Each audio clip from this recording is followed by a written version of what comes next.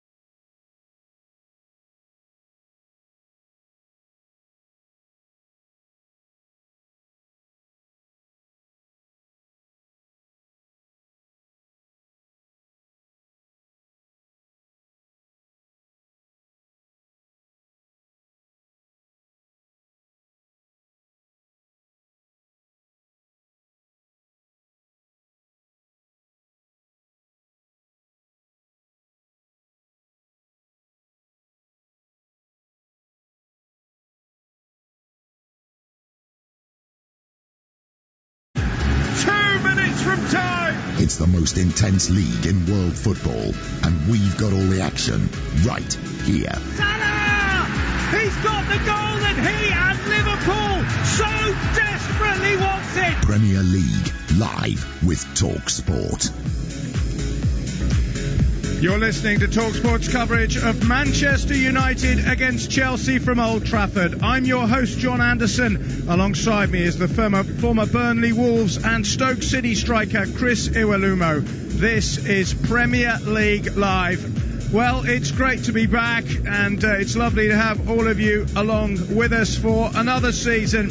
And we have for you the glamour game of the opening weekend with the first Big Six clash of the new season, featuring the two most successful sides in Premier League history, 18 titles between them. Neither, though, are being tipped by anyone to add to that tally this season. Such is the distance by which they've fallen behind Manchester City and Liverpool. Chelsea won a European trophy, qualified for the Champions League and reached a domestic cup final last season. Not enough to keep Maurizio Sarri in a job, and so Frank Lampard, the club's iconic record goalscorer and winner of 11 major honours in blue, looks to continue in that vein as coach. But whether his appointment is sensible or sentiment is a matter of some debate. His opposite number, Ole Gunnar Solskjaer, is another boss for whom the jury's out.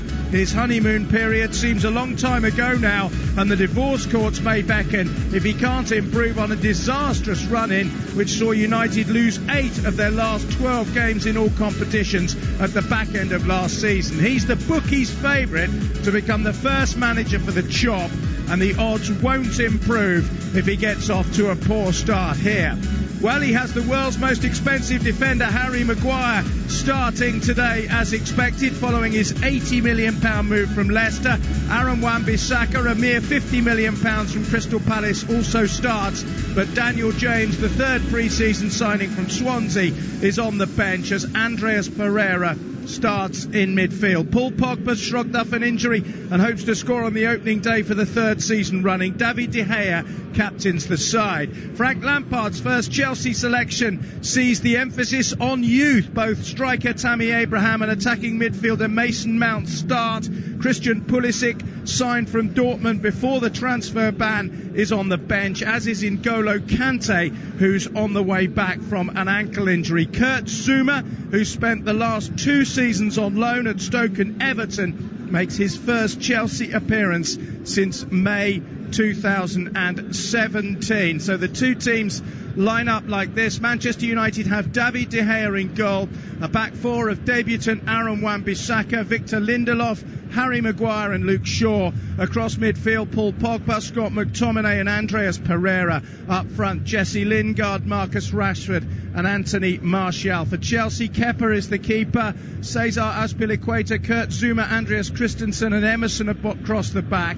Shielding them, Jorginho and Mateo Kovacic. Then Pedro, Ross Barkley and Mason Mount. And up front, Tammy Abraham. Up front with me is Chris Iwelumo. Lovely to see you. Hope you had an enjoyable summer, but we're back in business here, and what a fantastic match for us to have to enjoy this afternoon. Yeah, this is going to be a great encounter, isn't it?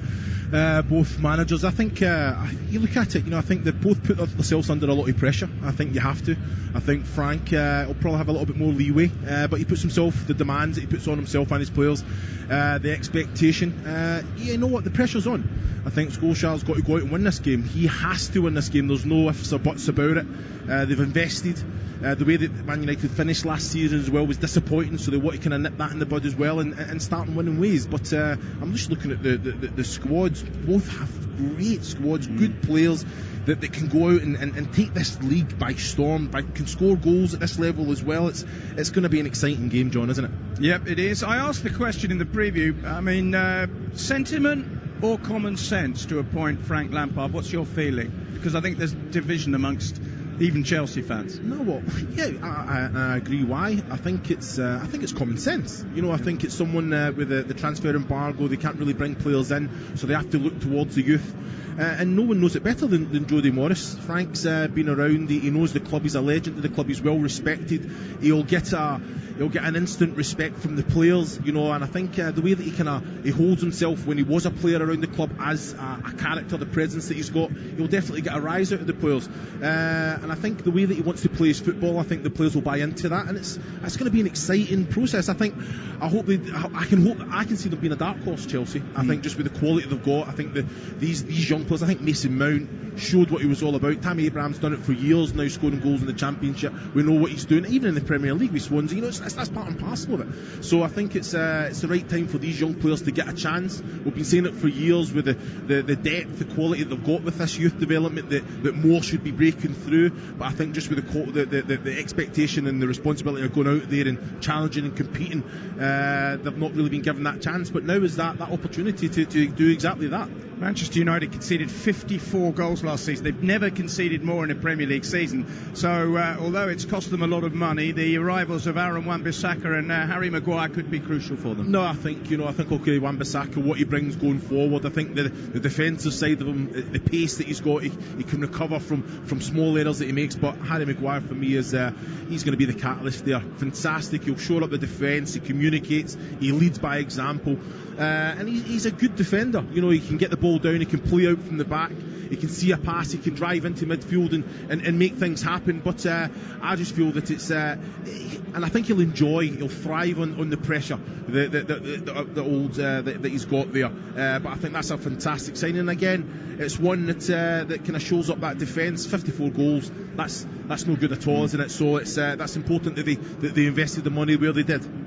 Well, we've had two games already this Sunday. Let's get reports on both of them. Newcastle under Steve Bruce for the first time up against Arsenal at St James's Park, watched by Phil Blacker. They finished Newcastle 0, Arsenal 1. The Gunners up and running for the new season. Doing just about enough, really, for the victory. They weren't threatened too frequently by Newcastle as they saw out the away clean sheet. Only managed one of those last season. The only goal of this game came just before the hour mark, scored by last season's top scorer for Arsenal, Pierre-Emerick Aubameyang. It was a cool, composed finish after Ainsley Maitland-Niles had found him with a ball from the right-hand side, picking up a loose pass in the midfield just ahead of Jethro Willems and providing the service for Aubameyang, who marked his 50th Premier League appearance with his 33rd goal in this competition. The lead didn't really come under significant threat after that. Newcastle had come the closest in the first half, despite seeing much less of the football. John Joe Shelby's effort off the outside of the post was the nearest that we came to a breakthrough in the first 45. Newcastle did see more of the possession actually after the restart, but they were caught out by Aubameyang's goal, and despite some late pressure and balls into the box, there wasn't quite enough of that, and Arsenal were able to see it through pretty comfortably to pick up a vital victory at the start of a hugely important second season in charge for the Spaniard Unai Emery, who utilised 3 of their new summer signings off the substitutes bench as he tries to build his squad for the new season. They'll be certainly satisfied with this at St James's. Steve Bruce beaten in his first game as Newcastle manager. It finished Newcastle 0, Arsenal 1. Yep, 3-point start for Unai Emery, despite the absence of Mesut Ozil and Sead Kolasinac. Pierre-Emerick Aubameyang, the scorer at St James's Park. Meanwhile, two clubs that a lot of people are talking about as potential dark horses, even potential clubs that might break into the top 6 this season after strong finishes last campaign. It was Leicester against Wolves, and our man there was Adam Inker. It finished Leicester 0, Wolves 0. Not for the first time this weekend. The video assistant called into action. Dendonker's goal from a corner disallowed following a handball from Willy Boly.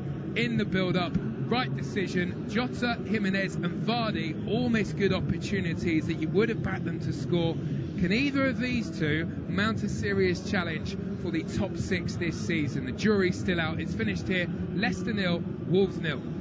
Thanks, Adam. Yes, the new rule, if it hits an arm and is then put in by the same team's player, the goal is ruled out. Chris, you're training to become a referee. There's quite a lot of new stuff to learn, isn't there? Yeah, there always is, and I think even if it's in the letter of the law, they do understand that the referee, and they call it the spirit of the game decisions, which, and this is why we see so many inconsistencies, John. And it's one of them. I asked that question on the day. I'm thinking, well, why are you making it harder for yourself? You're in the firing line anyway. It's a hard job to do with the pace and the speed of the game, and you're making these rules that are in black and white, they're letter to the law, and still a referee can go against it, and it's not the wrong decision, which I don't quite agree with, John. You must be a sucker for punishment then. Well, it's just a little test. It's a little test. You're wearing all black today. Yeah, I don't mess about. But no, you know what? It's something that I thought it was there when I retired. One of my good friends runs a course with the FA, and I thought I'd just go and show face and see what it was about. And the rules of the game blew my mind. Yeah. We'd done a question and answer, and I could tell you the things that we got wrong. And it was all professionals there.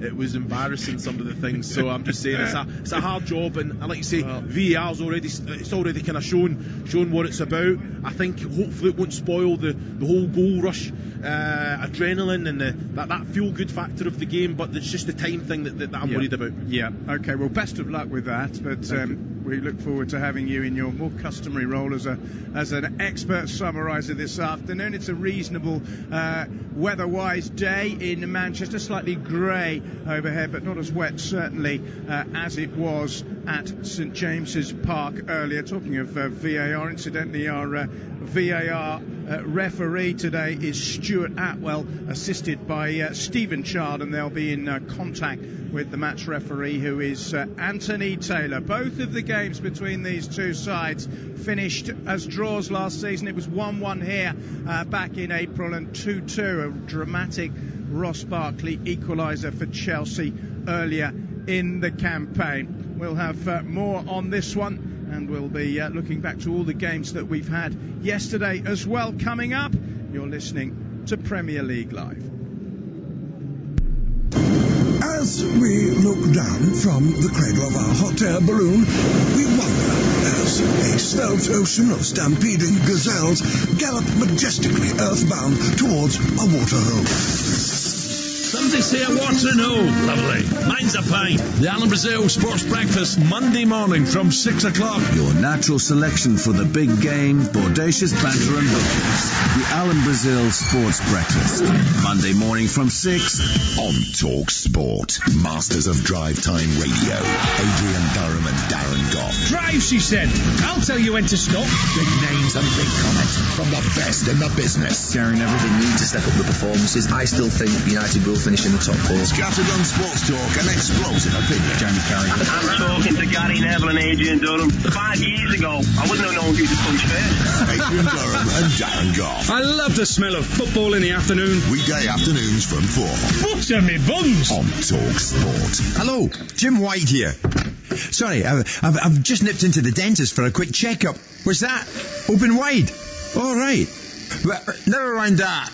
Polish up your radio tomorrow morning from 10, when I'll be extracting the biggest names in football and filling your morning with the biggest and best stories I can get my teeth into. Jim White, weekday mornings from 10 on Talk Sport. Can I rinse out now? Oh, sorry, I missed the sing there. The Sports Bar with Andy Goldstein and Jason Cundy on Talk Sport. Join the cutthroat posse in the Last Chance Saloon of sporting prowess. Come and Navajo if you think you're hard enough. They'll be rustling up tomorrow's back pages as they send you crashing headfirst along the bar of sport. It's the good, the bad, and the Cundy. Get off your horse and drink your milk. On the Sports Bar, weeknights from 10 on Talk Sport. The Alan Brazil Sports Breakfast, Monday morning from 6 o'clock on Talk Sport. The cornerstone of any nutritious sports breakfast. A morning delivery of big names and essential game talk, discreetly wrapped and violently lobbed over the fence onto your radio. The Alan Brazil Sports Breakfast. 100% pure Scotch beef. Monday morning from 6 on Talk Sport. Driving home with Darren Goff and Durham, a sporting legend and an angry sports journalist who'll pick a fight with anyone. Just really winds me up. Absolutely unbelievable. To say I'm angry is an understatement. Adrian Durham, what an absolute clown. Dynamic, double strength drive time radio. Shall I stay? I don't like listening to him. I'll turn off. Do you want me to stay? Adrian Durham and Darren Goff. He's an idiot. Right, hands up, who wants me to stay? Drive time radio. I don't have to. Weekdays from 4, only on Talk Sport. Welcome back. Atmosphere building at Old Trafford. Manchester United and Chelsea, the two most successful teams in Premier League history, will come head to head in about 15 minutes time. We'll be hearing from the two managers, Ole Gunnar Solskjaer and Frank Lampard, in just a few moments. But first, let's reflect on what we've seen already this weekend. Liverpool off to a flying start, having missed out so agonisingly on the title last season. 4-1 winners against Norwich City at Anfield on Friday. Manchester City went one better. A 5-goal salvo from them, including a hat-trick by Raheem Sterling in a victory at West Ham United. Sheffield United, Billy Sharp, who's a blade through and through, late on to get them their first point of the season at Bournemouth. Tottenham going behind against Aston Villa, but coming back through new signing Ndombele and Harry Kane with a double to make it 3-1 against Villa. Southampton beaten heavily at Burnley. Watford perhaps surprisingly beaten by Brighton, who were many people's tips for relegation this season, but a great start for Graham Potter. A 3-0 win for the Seagulls over the Hornets. And at Crystal Palace, with Wilfried Zaha the main event, even though he didn't come on until the second half. His current club, Palace 0, the team he wanted to join, Everton 0. And just a reminder, earlier this afternoon, Newcastle United 0, Arsenal 1. Pierre-Emerick Aubameyang with the goal for the Gunners. And Leicester City 0, Wolverhampton Wanderers 0. I suppose, Chris, in terms of the big two, and we do expect them to be the main two again this season, it's business as usual. Yeah, you know what, I think very impressive, great start. The pressure was on and they both delivered. That energy in the performance, you know, the fluency in their play, so expansive, but it's the possession game, but creating chances, and they were clinical. They were absolutely clinical. You know, I think I've got to say for Liverpool, it was Fabinho, in the middle, who was outstanding for me. He made them tick. He was talking a lot more. He was in the face. He was on his front foot, and I thought thoroughly. It was just a fantastic performance for Liverpool. Man City yesterday, it was the Raheem Sterling show, wasn't it? Yes. It was an absolute masterclass and unplayable. When he went on his day, there's no way that you can nullify him from the game. He creates goals. He's in a completely different place from where he was probably 18 months ago. He's just so clinical in front of goal that you just expect it to hit the back of the net when he finds himself in those positions. His movement, I've never seen any better. I think it's down to him himself, the work that he's putting in behind the scenes, and I guess the work that Guardiola's using and giving the confidence to go and get on and get into those positions, and when he is in those positions, clinical, and it's been outstanding. But both teams have got quality and depth, and I can't see by those two really, John. Can you pick between them? I mean, it's early days, but it's fun to try and have an idea of who might win it. Yeah, it's one of them. I think it's you look at Liverpool, one defeat last year, coming second, 1 point behind City, and I think, can they go and do that again? I think it's even more difficult. Yeah. The money that's been spent in the Premier League, they've both started very well. I think Man City no team. I think the last time that a team went and won 3 consecutive Premier Leagues as well. So the pressure's there. What these managers will do, they'll use that as a driving force for the team. No team's done this for a while, so Guardiola, that's a target for them to go out there and smash, and they've been doing that over the last couple of years. I think Jurgen Klopp, I think the experience that his squad, that he himself will take from last season as well, obviously the triumph of the Champions League, but you know, the priority for Liverpool is the Premier League. I think the priority for Man City is the Champions League, and I think that could be the stumbling block, I think, for City if they put all their eggs in one basket, which I don't feel Guardiola has. I think he's got the quality and depth that he doesn't need to. Well, he had £290 million worth of players on the bench yesterday. It's crazy. I mean, I would say City, I think, purely on that strength in depth would be my bet, but let's hope it's as entertaining as it was last year, because it went all the way down to the wire. Fantastic end to the season, but the new ones come around again, and we've got the big game for you coming up, no question about that. Manchester United against Chelsea, two of the other Big Six teams. Let's get the views of the two managers, Ole Gunnar Solskjaer in his second season in charge of Manchester United, and Frank Lampard in his first ever Premier League game as a coach. It's not about a quick fix. It's about a longer rebuild. It's about getting the right players, right people in. And it's not time to suddenly, the last 3 days, change that attitude when you haven't got the right ones. Manchester City and Liverpool showed the rest of us that there's a gap last year in the league. So that's a gap that everybody has to try and make. So we're striving to do that. I don't want to get too far ahead of myself to say this position will be a success. As I say, we will aim to win. And of course, this club wants to be in Champions League football every year on year. We've managed to do that last year. I would love to be able to do that again for us. But I don't want to say I'm settling for fourth place. But we're realistic, and we know that we'll have to be our absolute best. We'll have to work every day to improve to try and stay right up there with the big boys. I think that's always going to be part of Man United, that we've got players that either we sign when they're young or they've gone through our academy. And at the moment, all the goals that we've scored has been either assisted or scored by academy products. So if you give Paul the assist against Christensen when it was a penalty, because he played the pass for Juan, so I think that's a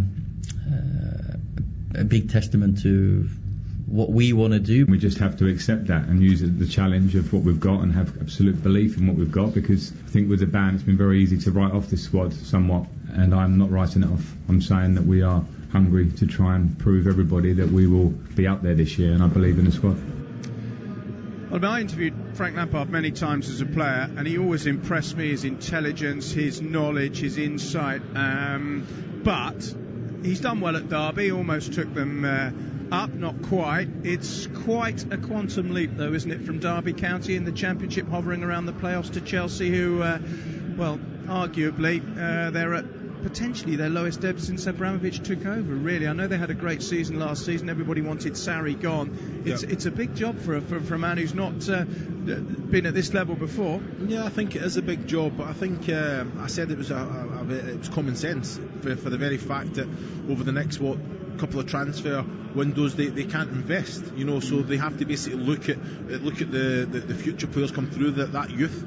I think what Jody Morris done there over the years at Chelsea, he knows them inside and out, and they've got great respect for him. And I think Frank Lampard, I think he goes there, he knows that he'll have a little bit more time, but he puts the pressure on himself and the players to actually go and get the best and actually go out and win games at this level. It's going to be interesting to see. I think he's got very strong beliefs in how he wants to play his football, and I think that's something that him and Jody are very in touch with, and I think that's something that's important when you bring in an assistant. He's not a yes man, Jody. He'll speak his views, and I think that's something that Frank's needed behind them, but they're both very new to this kind of position.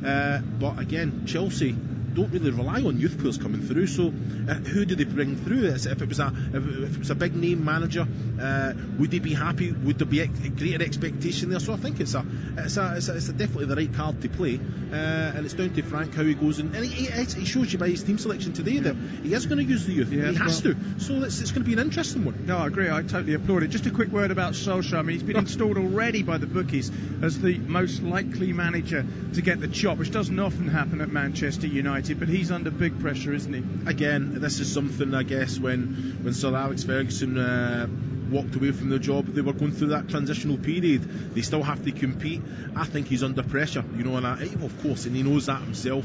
He's trying to play that it's a transitional period, that it's a long-term plan. It's not a quick fix. I'm afraid it is a quick fix. If they don't go out and start winning and competing at a certain level, if we're even in the discussion, John, me and you're talking, if Man United are just competing for a top 4 place, is that good enough for Man United? It isn't. It isn't. So in this transitional period, okay, they've got to go out and win games, they've got to show an identity, and that's something they've been very lacking over the years, but it's going to be an interesting one. But the pressure is on.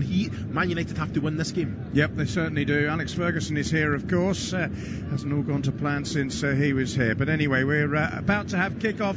We'll be with you right back after this break. You're listening to Premier League Live. As we look down from the cradle of our hot air balloon, we wonder as a svelte ocean of stampeding gazelles gallop majestically earthbound towards a waterhole. Somebody say a waterhole. Lovely. Mine's a pint. The Alan Brazil Sports Breakfast, Monday morning from 6 o'clock. Your natural selection for the big game, bodacious banter and hookers.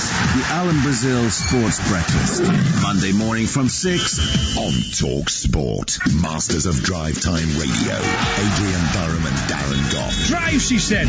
I'll tell you when to stop. Big names and big comments from the best in the business. Darren, they need to step up the performances. I still think United will finish in the top 4. Scattergun Sports Talk and explosive opinion. James Carey. I'm talking to Gary Neville and Adrian Durham. 5 years ago, I wouldn't have known who to punch first. Adrian Durham and Darren Goff. I love the smell of football in the afternoon. Weekday afternoons from 4. Butter me buns. On Talk Sport. Hello, Jim White here. Sorry, I've just nipped into the dentist for a quick checkup. Was that open wide? All right. But never mind that. Polish up your radio tomorrow morning from 10 when I'll be extracting the biggest names in football and filling your morning with the biggest and best stories I can get my teeth into. Jim White! Weekday mornings from 10 on Talk Sport. Can I rinse out now? Oh, sorry, I missed the sing there. The Sports Bar with Andy Goldstein and Jason Cundy on Talk Sport. Join the cutthroat posse in the last chance saloon of sporting prowess. Come Come Navajo, if you think you're hard enough. They'll be rustling up tomorrow's back pages as they send you crashing headfirst along the bar of sport. It's the good, the bad, and the Cundy. Get off your horse and drink your milk. On the Sports Bar, weeknights from 10 on TalkSport. The Alan Brazil Sports Breakfast, Monday morning from 6 o'clock on TalkSport. The cornerstone of any nutritious sports breakfast. A morning delivery of big names and essential game talk, discreetly wrapped and violently lobbed over the fence onto your radio. The Alan Brazil Sports Breakfast. 100% pure Scotch beef. Monday morning from 6 on TalkSport. Driving home with Darren Goff and Durham, a sporting legend and angry sports journalist who'll pick a fight with anyone. Just really winds me up. Absolutely unbelievable. To say I'm angry is an understatement. Adrian Durham, what an absolute clown. Dynamic, double strength drive time radio. Shall I stay? I don't like listening to him. I'll turn off. Do you want me to stay? Adrian Durham and Darren Goff. He's an idiot. Right, hands up, who wants me to stay? Drive time radio. I don't have to. Weekdays from 4, only on TalkSport. You're listening to TalkSport's coverage of Manchester United against Chelsea from Old Trafford. I'm your host, John Anderson. Alongside me is the former Burnley, Wolves and Stoke striker, Chris Iwelumo. This is Premier League Live. Great to be back. Ole Gunnar Solskjaer waving to the crowd as the two teams walk out into the arena. A Big Six clash on the opening weekend. But both teams last season weren't anywhere near the curtails of Liverpool and Manchester City. Can they close the gap in this campaign? Frank Lampard walks out from the tunnel casually dressed in an unbuttoned pale blue shirt and a dark blue suit.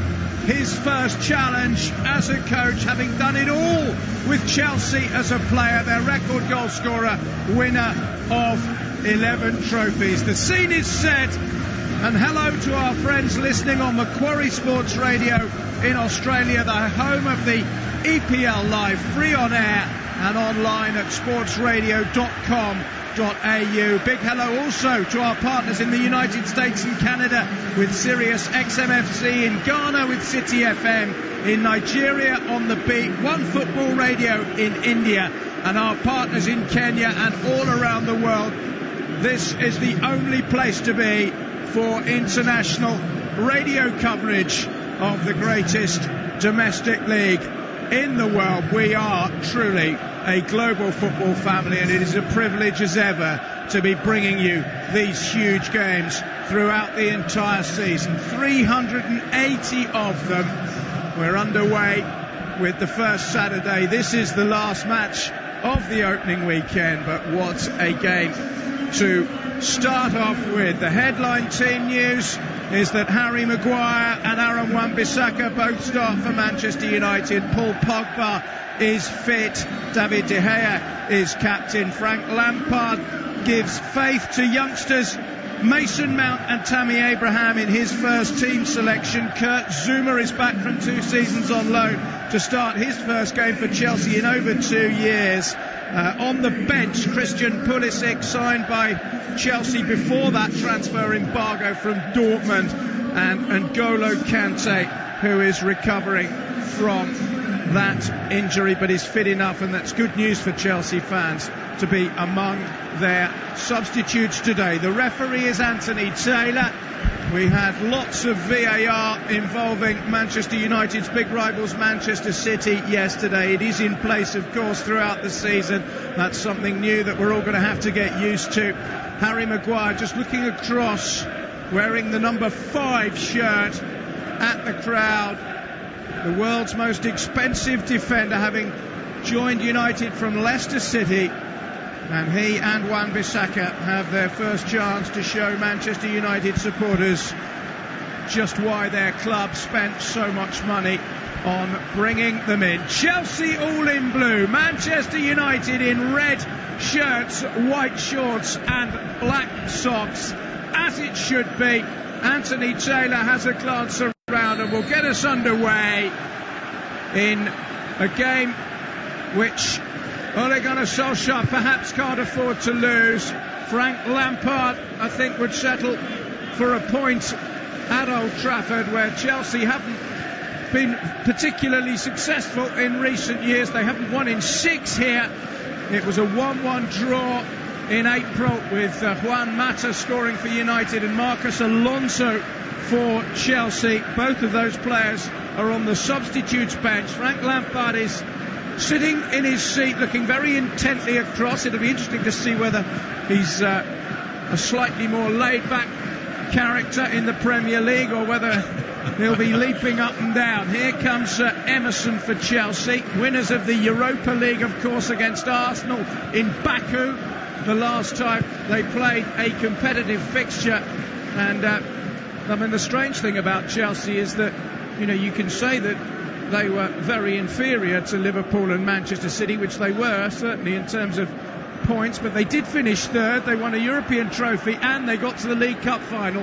Here's Emerson trying to launch the first attack, and Wan-Bissaka, who made more tackles than any other player in the Premier League last season, does brilliantly well to, first of all, tackle Emerson and then flick the ball beautifully down the line. That was an encouraging start. It was great play from Emerson there, a little bit of skill right on the touchline, and he's flicked it over, he's got away, but I see Wan-Bissaka with his pace, he's caught up to him, great defending, watching the ball, hard to beat, and then when he won the ball back, he was composed enough, just a little flick through to Scott McTominay as well, and that's what you want.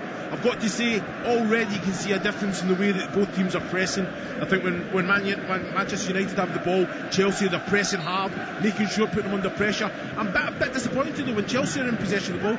Man United are just sitting off them, just shuffle across, allowing them to play, and it's the first couple of minutes of the game, John. It should be like this for the first 15-20 minutes. You press, you hurry, put them under pressure, make them work for the right to get the ball down and play. Chelsea have had all the ball in the opening couple of minutes. Let me bring you the two teams in full. David De Gea is in goal and captain for United. Aaron Wan-Bissaka, Victor Lindelof, Harry Maguire and Luke Shaw at the back. Paul Pogba, Scott McTominay and Andreas Pereira across midfield. Up front, Jesse Lingard, Marcus Rashford and Anthony Martial. For Chelsea, Kepa Arrizabalaga is the goalkeeper. Cesar Azpilicueta, Kurt Zouma, Andreas Christensen and Emerson across the back. Jorginho and Mateo Kovacic are the defensive shield. In front of them, Pedro, Ross Barkley and Mason Mount. And Tammy Abraham is the main striker. Chelsea playing some lovely slick football here, and here comes Mason Mount down the right hand side. First chance to make a real impression, plays the cross in, and Harry Maguire with the defensive header to take it behind for the first corner of the game to Chelsea. Well, Mason Mount showed real pace down that right hand side, got past his man, the cross intercepted by the £80 million man Harry Maguire, and Chelsea have the game's first corner on 3 minutes. Well, I have to say, what excellent play that was there. Mason Mount started with one in the corner to Pedro, straight into Tammy Abraham down the corner, and Mason Mount just carried on that third man running, went down. Just that quality let him down at the end, didn't it? That little cross never beat the first man. A corner is an outswinger, which is cleared by Manchester United, but Chelsea with Abraham hits the post.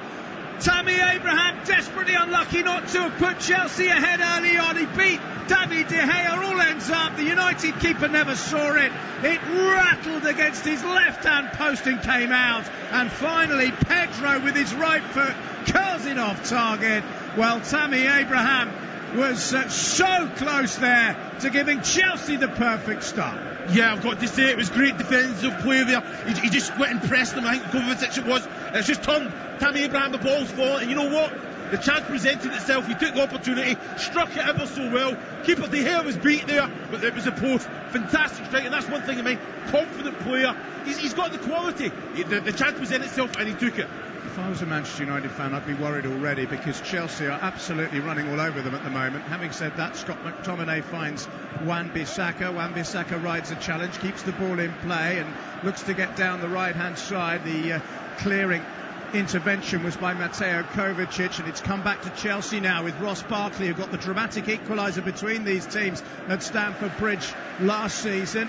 Tackled again by Wan-Bissaka, who's looked solid. Here's Pogba. Tries a little turn and a twist which doesn't quite come off. Wan-Bissaka rescues the situation. Sorry, Chris. No, that's all right, John. He's took too many touches. He could have passed it back to Harry Maguire, who can see the full pitch, but he's trying to make something happen, and that's what you need, big players to step up in this situation. Martial, the ball came up. Christensen just come through the back of him. I expect him to get the back in there. Make sure your body's strong. Make sure that ball sticks. Pogba's trying to do something. Too many touches, but he's still trying to make something happen. It's a terrific start. McTominay's going to be penalised for a foul just inside the Chelsea half. It's been frenetic. Chelsea have had most of the ball. Tammy Abraham has hit the post with a rasping drive.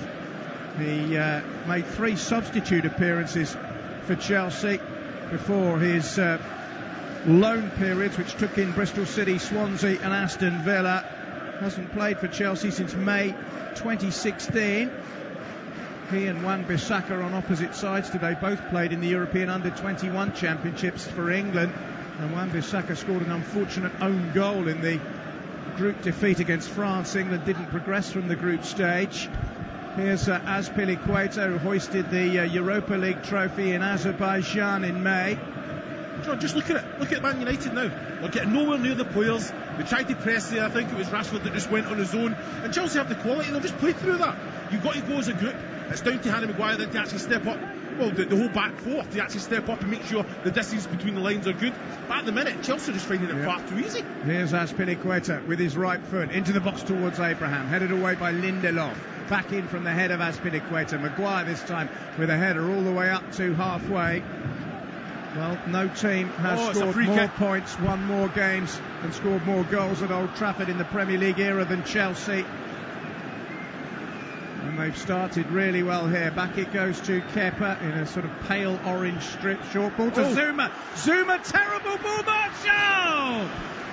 And it's held by Kepa, and Kurt Zuma back in the Chelsea side for the first time in over 2 years with a dreadful ball out of defence, and he almost gifted Martial the opportunity to score, as he did twice at Stamford Bridge in the 2-2 draw last season. That was really bad defence. Yeah, well, I've got to say this.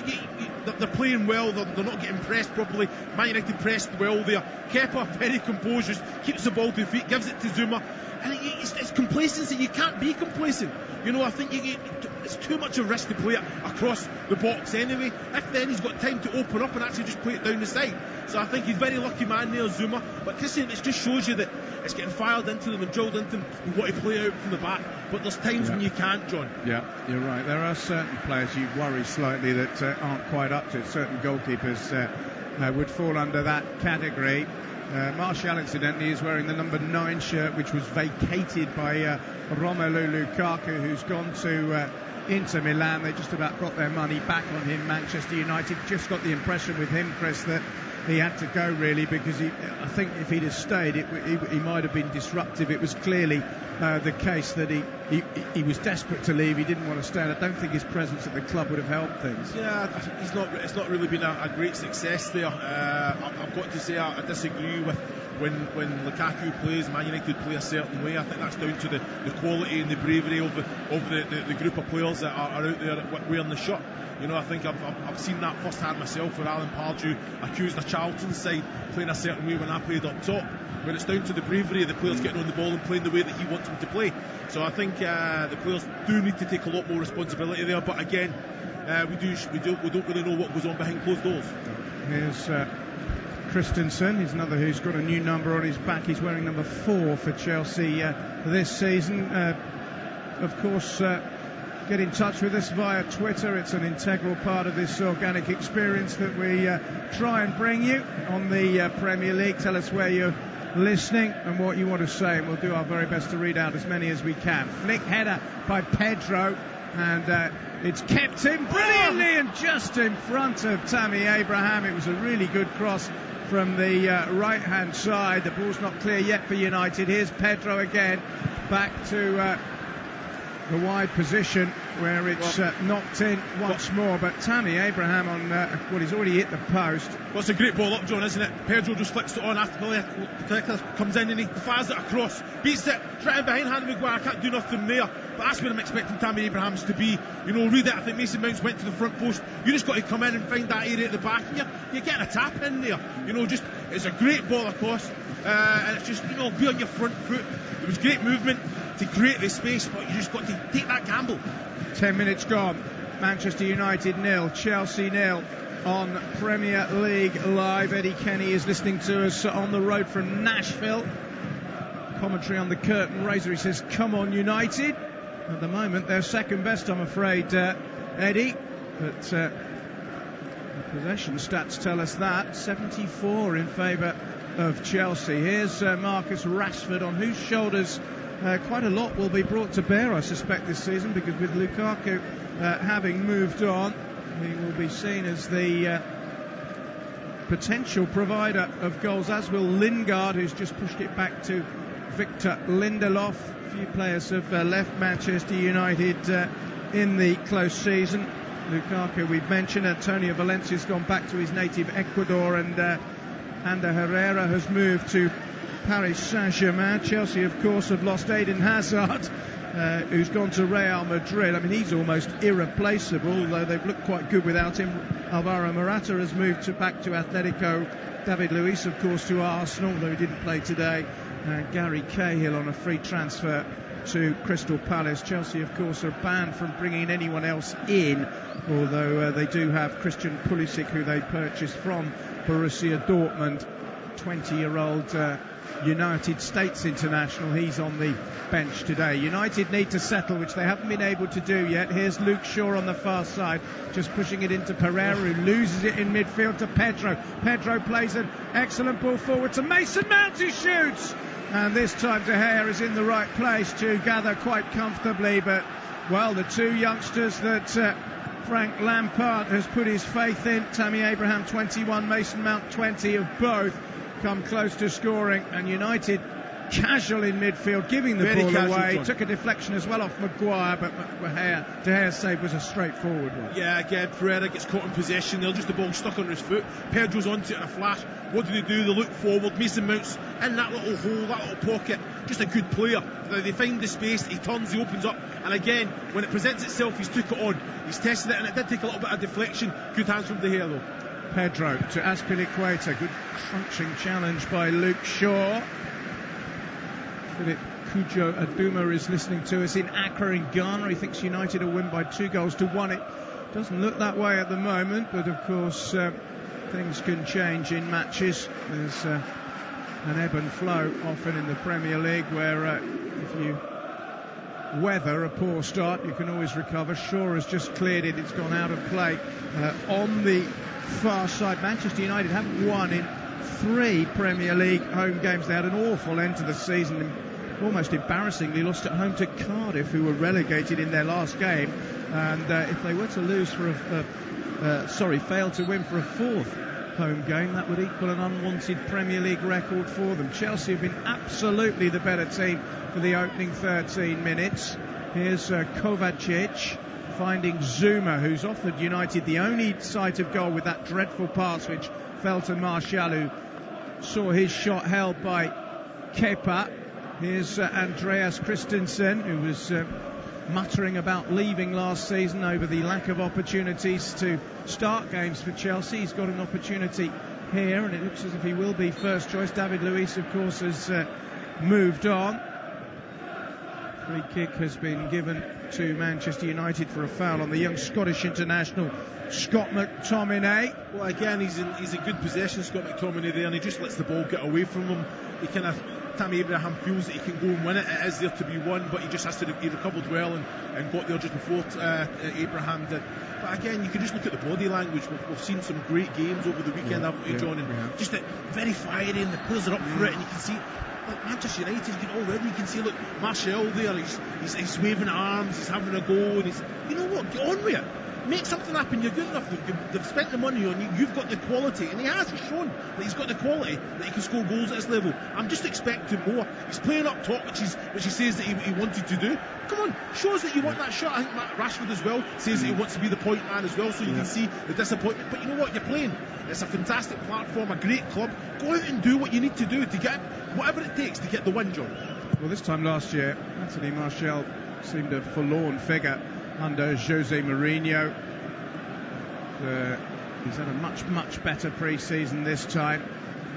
Manchester United have won 6 of their 7 pre-season games. Here's Pedro trying to get it into the United box. Pogba clips it away, and the clearance is completed by McTominay.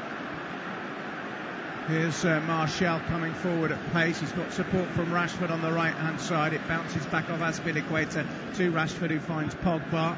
Now Martial with a bit of space for United into the box. Little back heel by Rashford, a bit too casual. It's intercepted. It wasn't the cleverest of touches, really. It was by better Rashford. play from United, though, getting a few passes in there. You know, Pogba's getting involved, Martial, Rashford. It's just little you find yourself in the box. That's when you make sure you stick. He's got space that can actually probably open up and just have a look at goal. But I think it's just little flicks. We don't need to see that. You know, it's a little bit better for United getting those passes in. That's what they need to do. They need to go into this match. Because at the minute, they're second best. Bo Bowden is mowing his lawn and listening for Pulisic to enter the game, which he hasn't done as yet, of course. He's in sunny Hanover, Pennsylvania. Pulisic himself is a Pennsylvania boy. Oh, it's a yellow card. Well, there's play going on, and here's Rashford for United. Edge of the box goes down. Now, what's the decision? It's a penalty. Anthony Taylor points to the spot. Marcus Rashford brought down. Will we get VAR? Kurt Zouma was the player who collided with Marcus Rashford, and Anthony Taylor was well placed. He's pointed to the spot straight away. Kepa is making a television motion with his fingers to suggest that they might want to review it, but I think that's a pen. Zouma has caught him. Yeah. You know what? And it's all came from the referee allowing it to play on. I think Jorginho had the pull of it. I don't know if it was Rashford's shot, but he played on. Yeah. He drove into the box. Zouma's just it's a reckless challenge. He's tried to kind of cover that distance. Rashford's cut back. He's missed the ball altogether, and he's took Rashford's standing foot. Well, an opportunity for Manchester United, who've been second best in this game overall, to take the lead. We've had 17 minutes. Kurt Zouma, well, a shaky start for him. He almost gifted a goal to Anthony Martial, and now he's conceded a penalty. Marcus Rashford scored all of his penalties last season, including, of course, that huge pressure one at the Parc des Princes against Paris Saint-Germain in the Champions League. He exhales and prepares to try and give Manchester United the lead.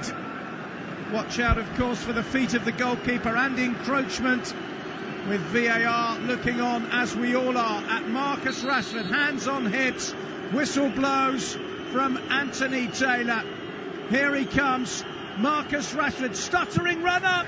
Lovely penalty, high into the top corner, no mistake at all from Rashford. And Manchester United, who've been second best in this game so far, have nonetheless got the lead. Their first goal of the season, scored by Marcus Rashford from the penalty spot on 18 minutes, and it is Manchester United 1, Chelsea 0. Well, what a penalty that was.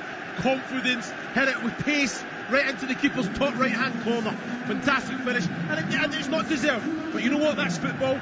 If you're complacent, or you eat that little bit of lack of concentration that's allowed Rashford to get into the box, and the silly challenge from Zouma is given that opportunity. So this is where the character's tested. Do Chelsea just go about business as normal, get on the ball, keep playing, or do they start mixing it up to try and make things happen, take unnecessary chances? Marcus Rashford scored 13 goals for Manchester United last season. He scored against Chelsea in a 2-0 win in April 2017, and he's up and running for the new campaign. Kurt Zouma looks wistfully across. He's not had a good start, has he, Zouma? 2 big incidents, one with a really poor pass which didn't lead to a goal, and then a clumsy tackle, didn't need VAR. It was clearly a penalty. Good decision by Anthony Taylor.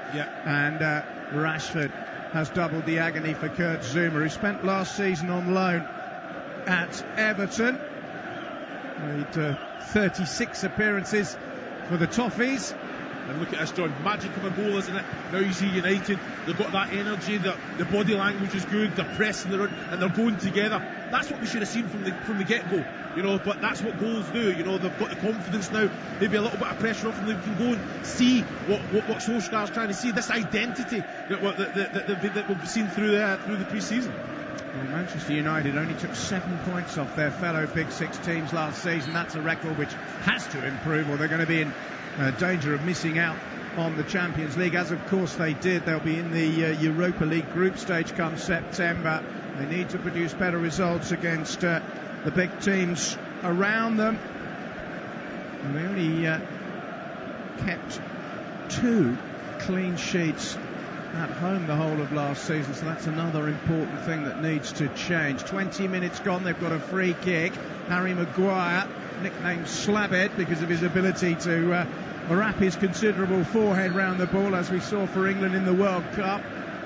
It's delivered by Pereira. It's not cleared by Chelsea. It's come out to Maguire, who tries to cross it low. It cannons back off Emerson, and it's gone behind for a corner. That wasn't good defending by Chelsea, because it wasn't a particularly good free kick, and 3 Chelsea defenders all missed it, and Maguire saw his cross blocked. Yeah, you know what, it's a poor ball in.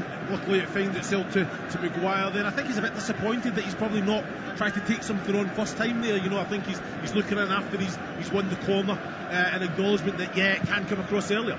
Pereira's corner is a deep one up towards the back stick, and Pogba and Maguire rather got in each other's way there, but United still have it with Pogba, edge of the penalty area. His attempted cross low is blocked, and scampering back is Luke Shaw to get it back to Victor Lindelof. It'll go all the way back to David De Gea. Seyram Suarez. Oh, I like this. I love the way your co-commentator talks. It's so pleasing to my ears. Anyway, I want both teams to lose if possible. Not possible, unfortunately. Here's Martial for United. Shot is blocked. It comes out to Pereira. Whistle is blown. It's your Scottish lilt, I think, that he likes, Chris. Okay. That's what it is. He doesn't like my boring English voice. He likes your Scottish accent. I have to say, Martial, much better from Martial there as well. He gets on the ball. He turns as well, and he's driving it. This is what he can do. I want to see it more often from him. That's a naughty one. I'm seeing it on the monitor from Paul Pogba. I'm just saying, he went with the elbow first. He's made contact with the ball, he's won it, it's a genuine attempt, but the arm's definitely up. That can be VAR, can't it, if they think there's a red card, but it doesn't look as if they're going to. It's one of them, there is contact with the elbow to the face, but I think it's a genuine attempt to go up, and you need your arms to go and climb, John. 22 minutes played, that means we've had almost half of the opening half, and we're just revisiting that attempt by Martial, whose effort was blocked by Azpilicueta before the whistle blew. Manchester United 1, Chelsea 0. Marcus Rashford's penalty on 18 minutes against the run of play, it has to be said. Stupid challenge from Kurt Zouma there. It's just one of those things when you're in good possession as well, and they'd all started well. You've seen the little chance that he gave to Martial by playing it across the face of the 18-yard box, and it was just silly play, you know. And again, not up to speed. He's probably tried to kind of cover and made that challenge on Rashford, just no contact with the ball. Well, we don't have drop balls as such anymore. The play is just restarted by the defending team. We saw Anthony Taylor just give the ball to Kurt Zouma. There was no Manchester United player anywhere near him. That's another one of these little rules that we're going to have to get used to. Another is, of course, the goal clearances by the keeper, where they don't have to go outside the box. Here's Pogba running into trouble but getting away with it, and somehow managing to almost find Lingard. Lingard has got ahead of Emerson. It's Jesse Lingard who does well to recover his balance and find Aaron Wan-Bissaka. Wan-Bissaka, edge of the Chelsea penalty area, looking to get a cross in. Twists and turns, got no support at the moment, but still has the ball all the way to the byline. It loops up off Emerson. Kepa doesn't know where the ball is. Punches out only as far as Pereira. Pereira still inside the Chelsea box for United, blocked by Azpilicueta. Here's Pedro. Chelsea just can't get rid of the ball at the moment, and United have it again with McTominay finding Rashford, whose control is poor. And disappointingly for him and for United, he's let the ball come off his toe and go out for a throw-in. I think just little things like that. He tries to do something spectacular all the time, Rashford, just to hold the ball up. You know, I think you're in good possession of the ball. You've got Chelsea on the back foot. Very impressed with Wan-Bissaka there. He's all, you know what you're going to get with the energy. I think the ball from Lingard was a little bit behind rather in front of him for him to go, but against two players, the ball still comes in, and that's what you want from your wide man.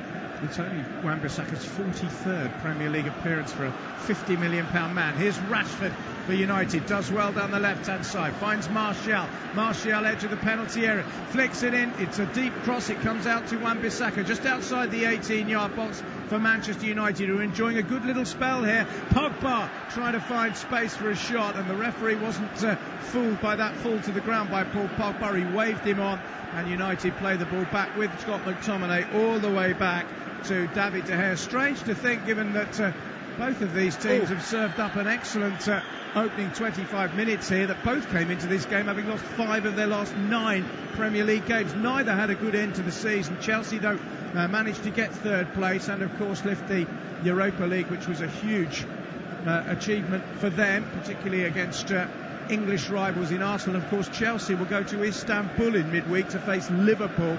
And we have a strange situation of 2 English clubs playing in the Champions League final in Madrid, 2 English clubs playing in the Europa League final in Baku, and now we've got 2 English clubs playing the European Super League final in Istanbul.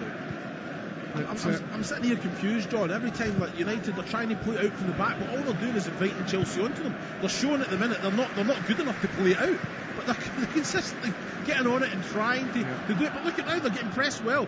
This is a good quality here. About time, but they're inviting them, Chelsea up. They're allowing Chelsea to come up the pitch and close up these little angles for them. And you're seeing there Solskjaer on the monitor, like he's shouting over to Luke Shaw to drop in to be an option.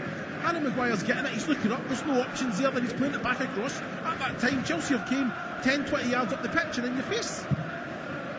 Well, the possession stats have changed in the last 10 minutes. It was all Chelsea, but now Manchester United, the last 10 minutes, have got 71% of the possession. Frank Lampard is wearing a face like thunder, his hands thrust deep into his pockets of his dark blue suit. Not looking very impressed at the moment. They had very much the best of the opening 15 minutes. Chelsea, they hit the post, but they're behind here. They're looking to get back on terms as soon as possible. Here's Pedro, one of the scorers in the Europa League final against Arsenal. Of course, was a scorer for Barcelona against Manchester United in the 2011 Champions League final, which he and his teammates won by 3-1 at Wembley. Kepa with the clearance. It's not a particularly good one. It'll find Pogba, whose header forward is equally inaccurate. Zuma hoofs it up and under, left-footed towards Tammy Abraham, who's beaten in the air by Harry Maguire. And a lot of talk about the amount of money they've paid for Harry Maguire. That's debatable. What isn't is that he's a very solid, capable defender, particularly not the quickest, but he reads the game well. He's great in the air, and he does provide the odd goal as well. And I think he could be a favourite here. Here's Azpilicueta for Chelsea, down the right-hand side to Pedro. Good defending again by Maguire, who matched Pedro, got a block in. It's gone away for a throw-in. I think Maguire, I wouldn't be surprised if Maguire, sooner rather than later, is named Manchester United captain, because Ashley Young is the main captain. He's not playing, and De Gea, presumably just by seniority and maybe the fact that Solskjaer doesn't want to put more pressure on Maguire, but he's captain material, surely, isn't he? I think as soon as he came in, I said that he is to come in to be captain, and I think it's just that very first fact. It's the first game here. The pressure's already going to be on him. If he's captain as well, let him go on with his game. And you know what? You don't need to have the armband to go out there and lead. No. I'm sure he'll do exactly that. Absolutely. Here's Ross Barkley. Another tackle by Wan-Bissaka, whose ability to perform that particular skill is second to none. He's shown us on a few occasions already that it could be a big improvement on what United have had at full-back in recent seasons. Flick by Barkley doesn't come off, straight through to Lindelof, who drives it down the middle, but it's intercepted by Jorginho, and then again Maguire is there. The United fans are liking Maguire's performance. You can sense it, can't you? Here's Pogba. Oh, he's gone for the drag back, which doesn't come off when he had a couple of players either side. And it's ended up, not a very good back pass by Christensen, and it forces Kepa to play it back to the Danish defender, who manages to squeeze the ball out of play off Jesse Lingard. Just short of half an hour played. Manchester United 1, Chelsea 0. Oyetayo Paul Oluwase says English people are so good at penalties, or he likes someone who's tweeted that. He's being ironic, but Rashford took it really well. We are improving. Here's Wan-Bissaka finding Pogba. Pogba to Pereira. Pereira to Wan-Bissaka, who again is trying to make ground down that right-hand side. And again, he's showing good skill. His cross is deflected. Pereira can't get there. It's nudged away by Kovacic. And Barkley has it all. Gives it away to McTominay. Here's Jesse Lingard. Thought about a shot. Instead, he's found Martial, who does shoot, but shoots too high from 18 yards and looks up at the sky in a frustrated fashion. He kind of got his toe under it and scooped it a long way over. But again, Chelsea just trying to give the ball away. Yeah, they're just trying to play out all the time when the option is there for them to go up to Abraham direct. And I know that's not the way they want to play, but there's time that you've got to do it. Martial again, good first touch. He sees the goal in front of him. He has the option. I think it's Lingard or Rashford that's trying to go around the option. But you know what? Take the shot on. You know, he wants his goal. I think he's got every right to do that, and we know that he's got the quality that he can definitely ask that question at Kepa's goal. Here's Barkley for Chelsea towards Abraham, which been missed.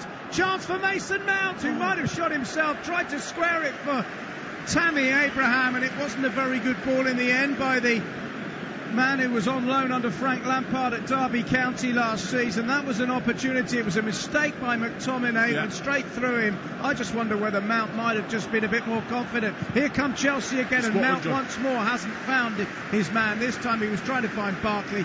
Maybe he should have gambled and had a crack with his right foot. I'm surprised. I think he was caught in two minds, wasn't he? The ball came from Barkley. Lucky Scott McTominay error there. He took a great first touch. I'm thinking, okay, let one go. You know, you score goals, you've got a great strike on you. And then I just think he's thinking, you know what, put it across to Tammy. And he was caught between two minds. He's kicked the ball off himself. Disappointing there because the confidence that he's shown already. Take the shot on. Here's Rashford. Half tackled. It's come out to Martial. Martial with a good run through for United. He's still on his feet, Anthony Martial, but he's being pushed away from goal by the attentions of Cesar Azpilicueta at the moment. And he's managed to find Shaw. Shaw to Martial! To Pogba, whose header is a poor one. It was a great opportunity. Paul Pogba was 6 yards from goal. The cross found him beautifully, and he really couldn't get his header anywhere near on target. At the other end, Barkley coming forward to Abraham, who makes a mess of trying to play a 1-2. It's really open now with both teams looking to attack. This is Pereira for Manchester United inside the Chelsea half to Pogba. Why does Pogba insist on trying to do a back flick or a drag back every time he gets the ball? He's now lost it to Abraham, and it's gone through Barkley. A lot of mistakes in this game. I'm not terribly impressed with Pogba's performance so far. I just think it's all a bit me, isn't it? No, he's trying to just kind of get on the ball, take too many touches there. The Martial cross, he was stuck in his feet, probably in there too early, whereas you should be arriving to that, and you're definitely getting one away on goal. And then it's just the break from Chelsea that went up the pitch. It's just little things. It was a great one from Ross Barkley into Tammy Abraham, who found himself on the D at the edge of the box. And he's tried to set up first time for Ross Barkley where he had the opportunity just to open up and maybe just present the goal to himself again. So just little things there. And then the silly one there from Ross Barkley. An easy ball that comes in. He's in complete space, and he's just trying to roll the ball round, trying to take that little to make it look good as well. Just make sure the ball sticks. Just little basics. Marcus Rashford has gone down holding his ankle for Manchester United. We've had 33 minutes. I think he's going to be okay. He's back on his feet now. Daniel Amisa, great commentary. Thank you very much. Chelsea will come stronger, he says. Well, they haven't played badly, Chelsea, to be honest. Just an error for the penalty concession, which has been very costly. Here's Martial. Again, it's a good run by Martial. Brilliant tackle on the edge of the box, though, by Jorginho, who had his distractors last season. Here's Lingard finding Pogba. Pogba to Martial. Back to Pogba. Pogba to Rashford, who's surely offside. The ball goes into the back of the net, but it won't count. It was good work by Manchester United, but Rashford was a long way offside when the ball came to him. And although he finished clinically, The flag was raised on the near side. If I'm being honest here, you look at United now, the players, they've got that energy, they're using the ball well, the movement's better. Chelsea just need to regroup, and that's when you want experienced heads to come and just say, right, you know what, we need to shut up a little bit at the minute, try and get into the ball, and then when we get control of the ball again, then we use it and we play our game. At the minute, Man United, the likes of Jesse Lingard, every time he gets the ball, Martial gets the ball, he's running with it and he's using it well. We've got a VAR here on that just to make sure. I think maybe that the ball didn't come off a Chelsea player when it came through to Rashford. The question is whether it came off Pogba's boot or not. It did, so it's no goal. Here's Barkley at the other end with a low, rasping drive from 20 yards, which probably De Gea had covered, but it whistled past his left-hand post. Incidents at either end. VAR showing us that there was no Chelsea flick on its way through to Rashford, so no goal at the other end. Barkley on that there, if it was tested by VAR, if it did come off is it Christensen? Yeah, well, it would have been given, wouldn't it? So they would have changed that. So straight away, as soon as the lineman puts his flag up and the ref whistles, Kepa surely is distracted then and doesn't. Well, that's another. Here's Pedro, and it's straight at De Gea, his Spanish compatriot. I mean, this is the sort of problem with VAR, really. I mean, we looked at it a couple of times. It was very hard to say.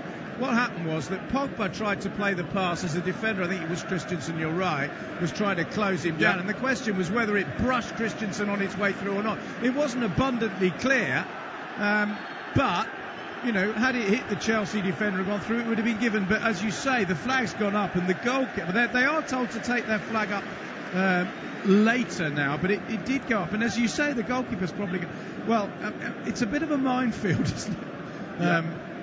VAR, and it's going to bring up incidents like that. Definitely, where I think personally you just have to say we don't know, we'll go with the referee's decision, because you cannot conclusively prove. If you do, it would take half an hour. We've looked at it 3 times, we haven't got a real idea who that came off last. They both came together, and the answer is go with the assistant referee and the referee, because otherwise we're mucking around, and it's, you know, it's spoiling the flow of the game. That's the biggest issue. In essence, I'm a fan of VAR, but I think there has to be a little bit of common sense.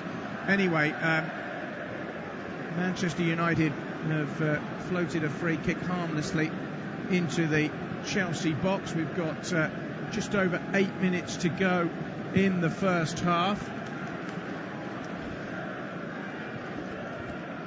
And they've had 5 attempts on goal each, 2 attempts on target each so far in what's been an entertaining opening 37 minutes, in which Manchester United enjoy the advantage due to that Marcus Rashford penalty, dispatched after Kurt Zouma gave away the spot kick, and Zouma, I think, has just been booked for a previous foul. He's gone up for a Chelsea free kick, which is potentially going to test Harry Maguire and the rest of the Manchester United rear guard. It's going to be taken by Emerson from wide on the left-hand side. The Brazilian-born Italian hesitates and then leaves it for Mason Mount. It's cleared by Marcus Rashford.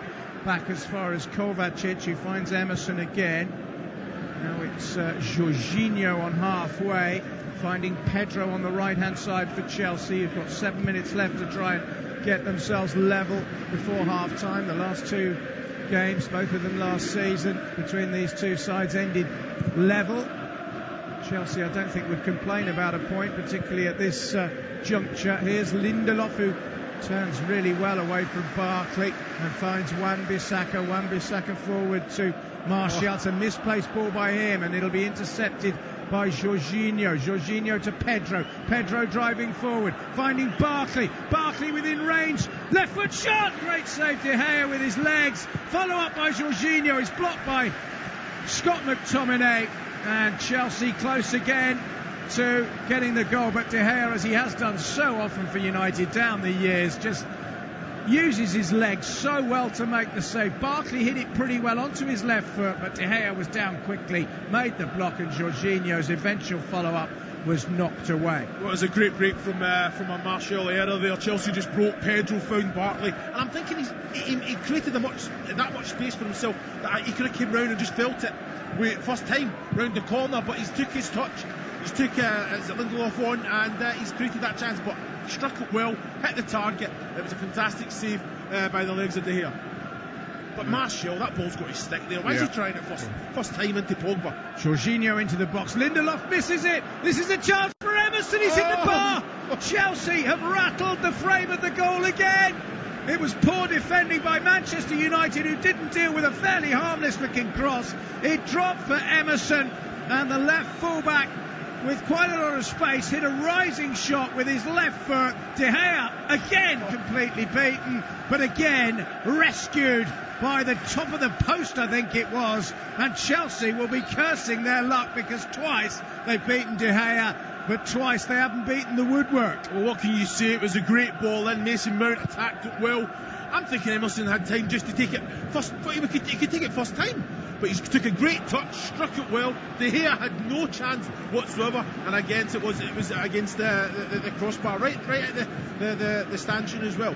He's never scored a Premier League goal for Chelsea, Emerson. Here's Pedro, who certainly has, and good play by Maguire, who's just not allowed Barkley to get round him. He's used his strength to let the ball go behind. Well, Frank Lampard, in his first taste of Premier League football as a manager, is looking rather rueful, as if the gods are not smiling on him at the moment, because Mason Mount, with a thumping early shot, hit the post, and Emerson has now hit the same post, albeit higher up, with a shot which again David De Gea did not see for a moment.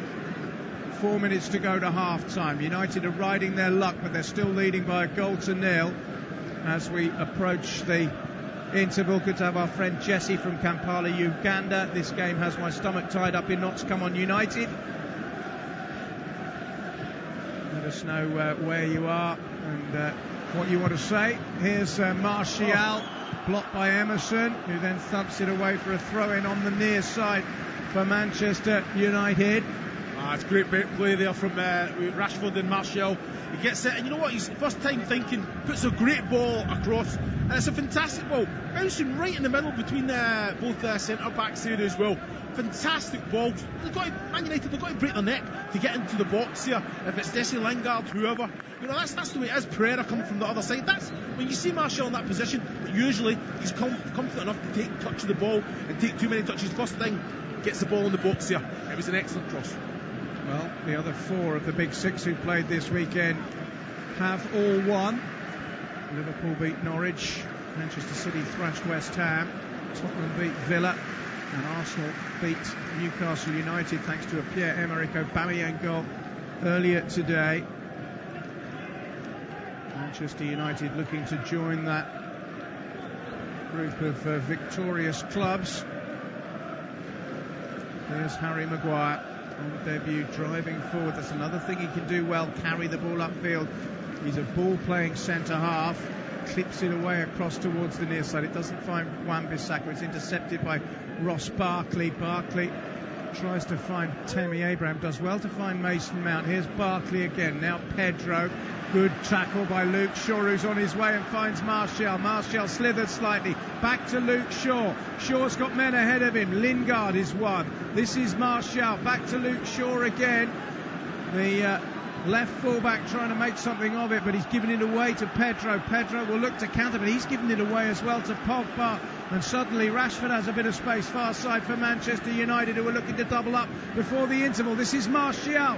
Martial with nowhere to go at the moment, tries to get to the byline. Strong tackle by Christensen and tidied up by Jorginho, and eventually cleared by Pedro. But Maguire again strong, but Tammy Abraham stronger, shrugging off Maguire. And Chelsea counter with Ross Barkley. It's been a very entertaining first half. Barkley again though wasteful. He's not played particularly well, Barkley, with the ball at his feet. He's given the ball away on numerous occasions.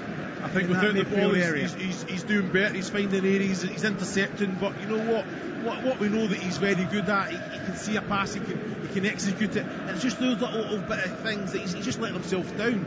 You know, I think it was a free kick on him there that the referee played on, and then because he gave the ball away, it maybe should have been called back. But just little things. Chelsea are trying to overplay. Pedro on the right flank there comes in. The option's not there. You know, that's when you've got to be aware. You've got to keep hold of the ball and make sure you make it stick. But at the minute, I think Martial and Rashford are linking up very well in the box. The movement's been good without really creating much at the end of it. Martial's been terrific in pre-season, as has Mason Greenwood, the 17-year-old who could be a useful squad member for Manchester United this season. He's on the bench. You may remember he came on against Paris Saint-Germain in that extraordinary victory in the Champions League last season. Manchester United's youngest ever Champions League player. He's up Ole Gunnar Solskjaer's sleeve, figuratively, if they need him. Here's Pogba. That's a good change of direction and impetus by him, and he's found Martial wearing pale blue boots, driving forward, has got Shaw outside him. Shaw with the cutback doesn't find Lingard. It was intercepted by Christensen, and suddenly Mason Mount comes forward. Mount, who scored 11 goals in 44 appearances for Derby County under Frank Lampard last season, and figured in the England squad as well, although he didn't make his debut. He's an under-21 international, of course. Here's Emerson, who's hit the bar with Chelsea's best chance in the last 10 minutes or so. We're up to a couple of minutes to be added on at the end of an entertaining first half.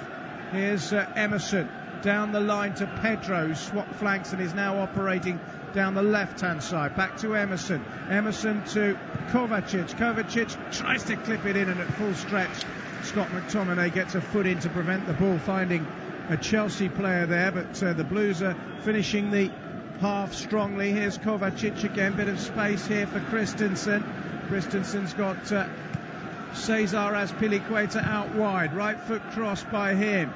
Header away by Wan-Bissaka, who's played really well on his Manchester United debut. Here's Emerson finding Mason Mount. Mount taking on Pereira.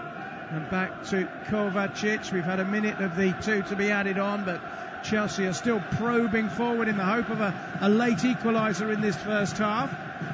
This is Kovacic.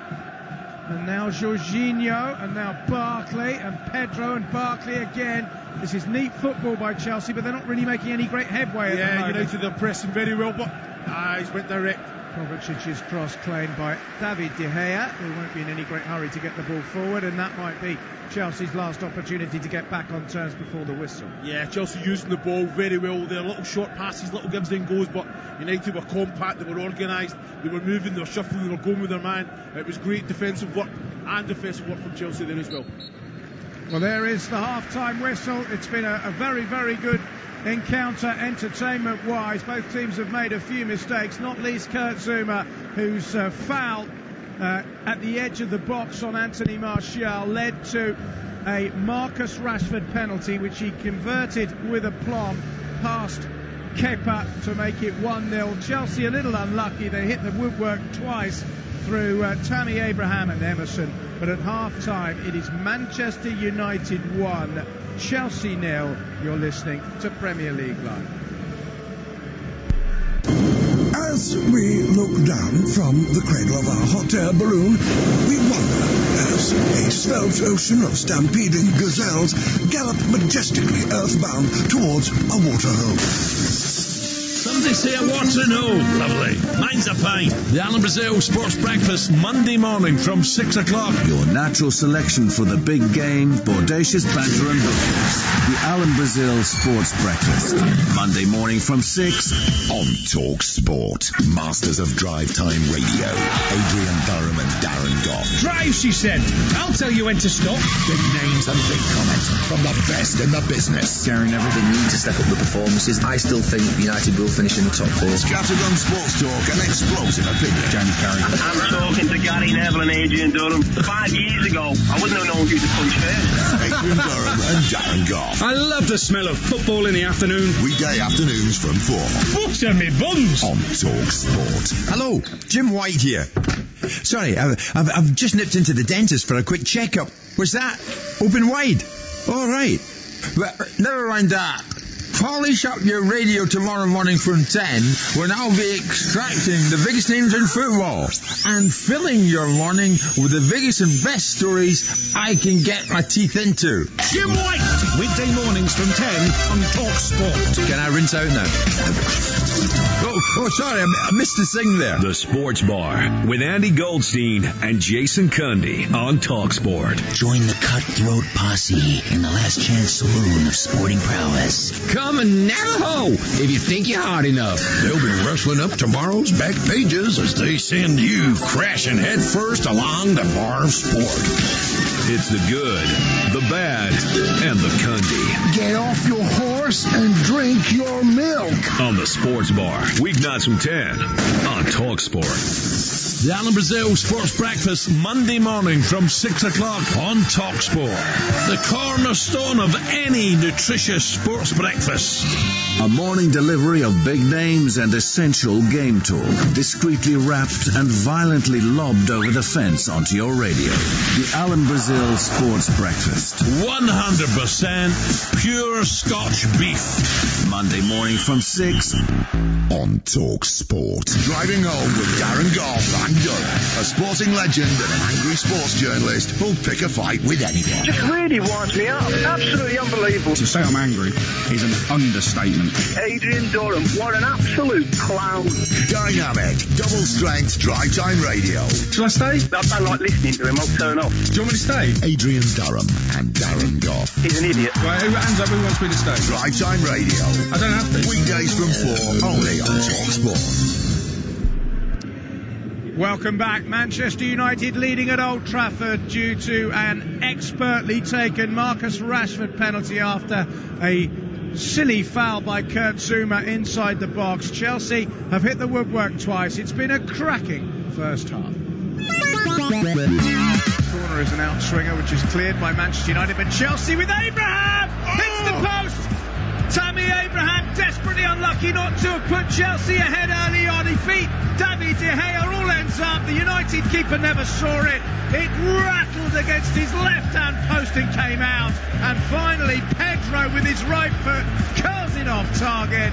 Well, Tammy Abraham was so close there to giving Chelsea the perfect start. Well, there's play going on, and here's Rashford for United. Edge of the box goes down. Now, what's the decision? It's a penalty. Anthony Taylor points to the spot. Marcus Rashford brought down.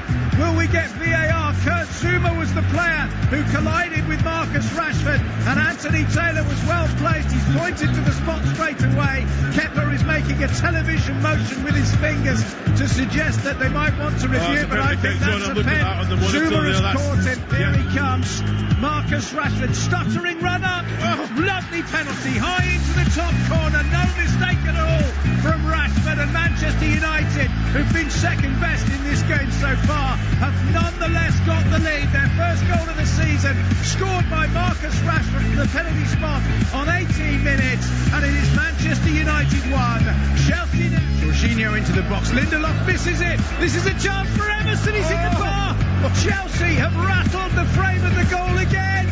It was poor defending by Manchester United, who didn't deal with a fairly harmless-looking cross. It dropped for Emerson, and the left fullback, with quite a lot of space, hit a rising shot with his left foot. De Gea, again, completely beaten, but again, rescued by the top of the post, I think it was.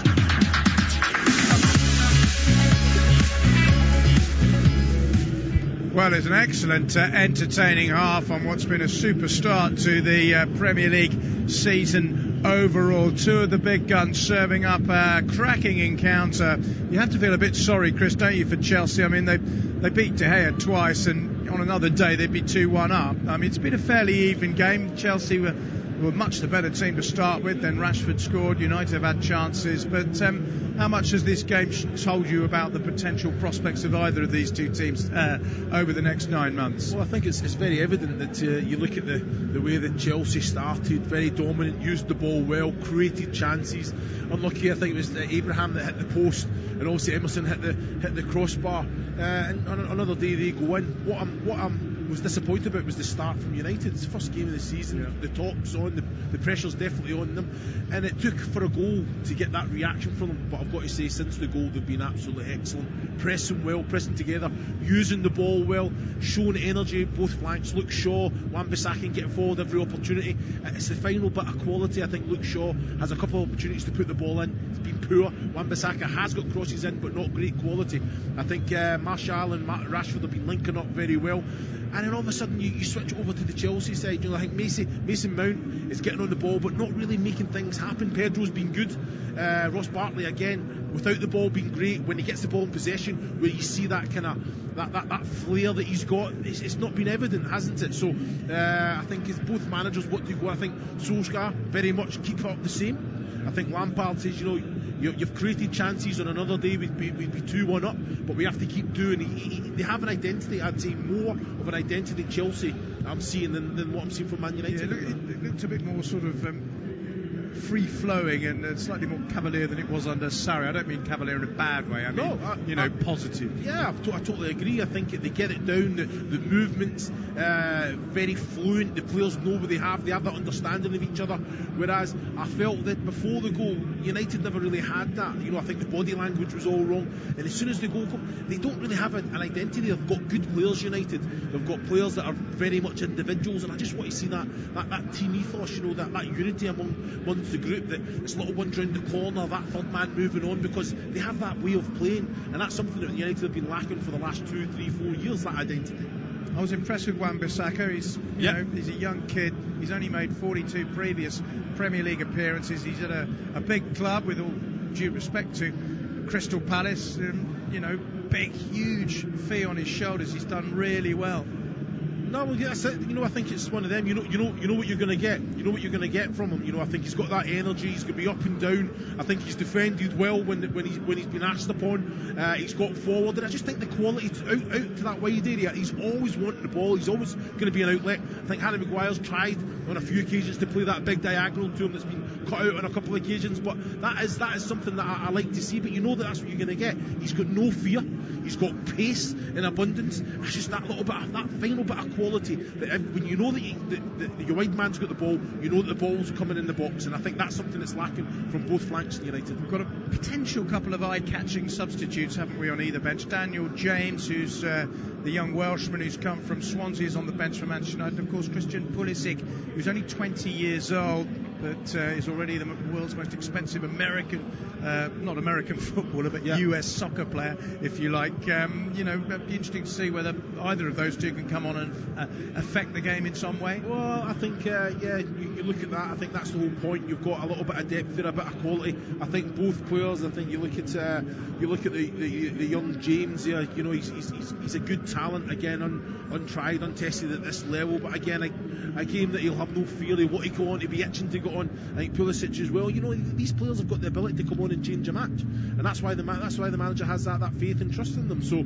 I think I don't see there'll be any changes at the 45 unless there's some injuries, because I think both managers will be happy with what they've seen. Like I say, on another day, Lampard will be saying to his boys, "But just keep going. You're showing good quality in the ball. You're playing." I think Kurt Zouma, big question mark, because he's been poor first half. I think he's been a liability, which has been disappointing, because he's come through. He knows the way that Lampard wants to play, the way that Morrissey. He knows exactly what the club's all about, and he's taking too many chances in the wrong areas. Well, we've got the second half coming up for you. Marcus Rashford penalty separates the two teams. Chelsea hitting the woodwork twice in a hugely entertaining first half between the two most successful teams in the history of the Premier League. 18 titles between them, 13 to United, 5 to Chelsea. What will the second half dish up? We'll be finding out very, very shortly. You're listening to Premier League Live. As we look down from the cradle of our hot air balloon, we wonder as a svelte ocean of stampeding gazelles gallop majestically earthbound towards a waterhole. Sunday say a Waterloo. Lovely. Mine's a pint. The Alan Brazil Sports Breakfast, Monday morning from 6 o'clock. Your natural selection for the big game, bodacious banter and bookings.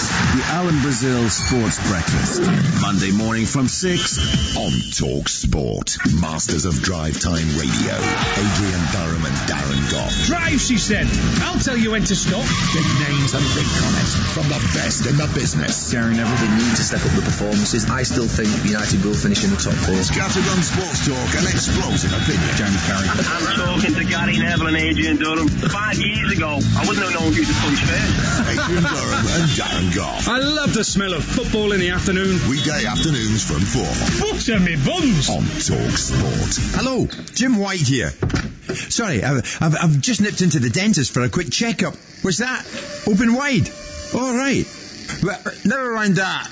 Polish up your radio tomorrow morning from 10 when I'll be extracting the biggest names in football and filling your morning with the biggest and best stories I can get my teeth into. Jim White! Weekday mornings from 10 on Talk Sport. Can I rinse out now?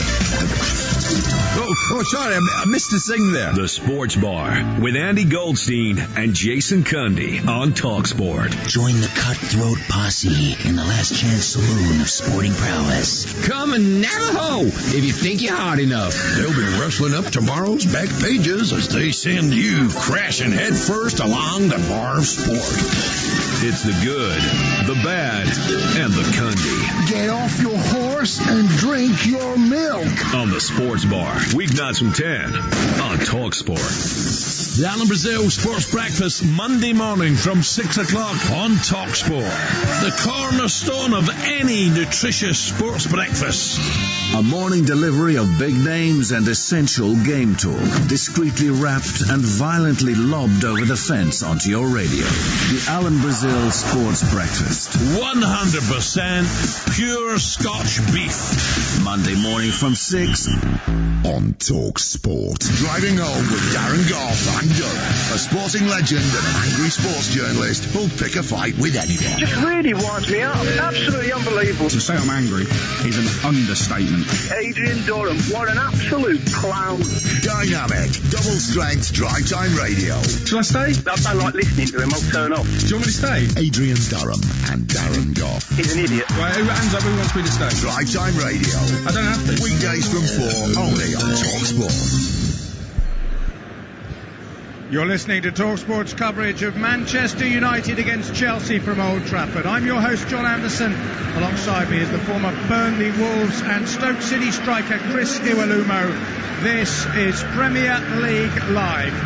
You rejoin us as the Manchester United players emerge from the tunnel in the corner of the ground at Old Trafford. Chelsea already out for the second half. Both teams having received the words of wisdom from their coaches. Manchester United looking to keep a rare clean sheet. They only managed 2 at home in the Premier League last season. If they can do it on the first day of this, they will pick up 3 points in a Big Six clash against Chelsea, whose manager Frank Lampard has just delivered his first half-time team talk.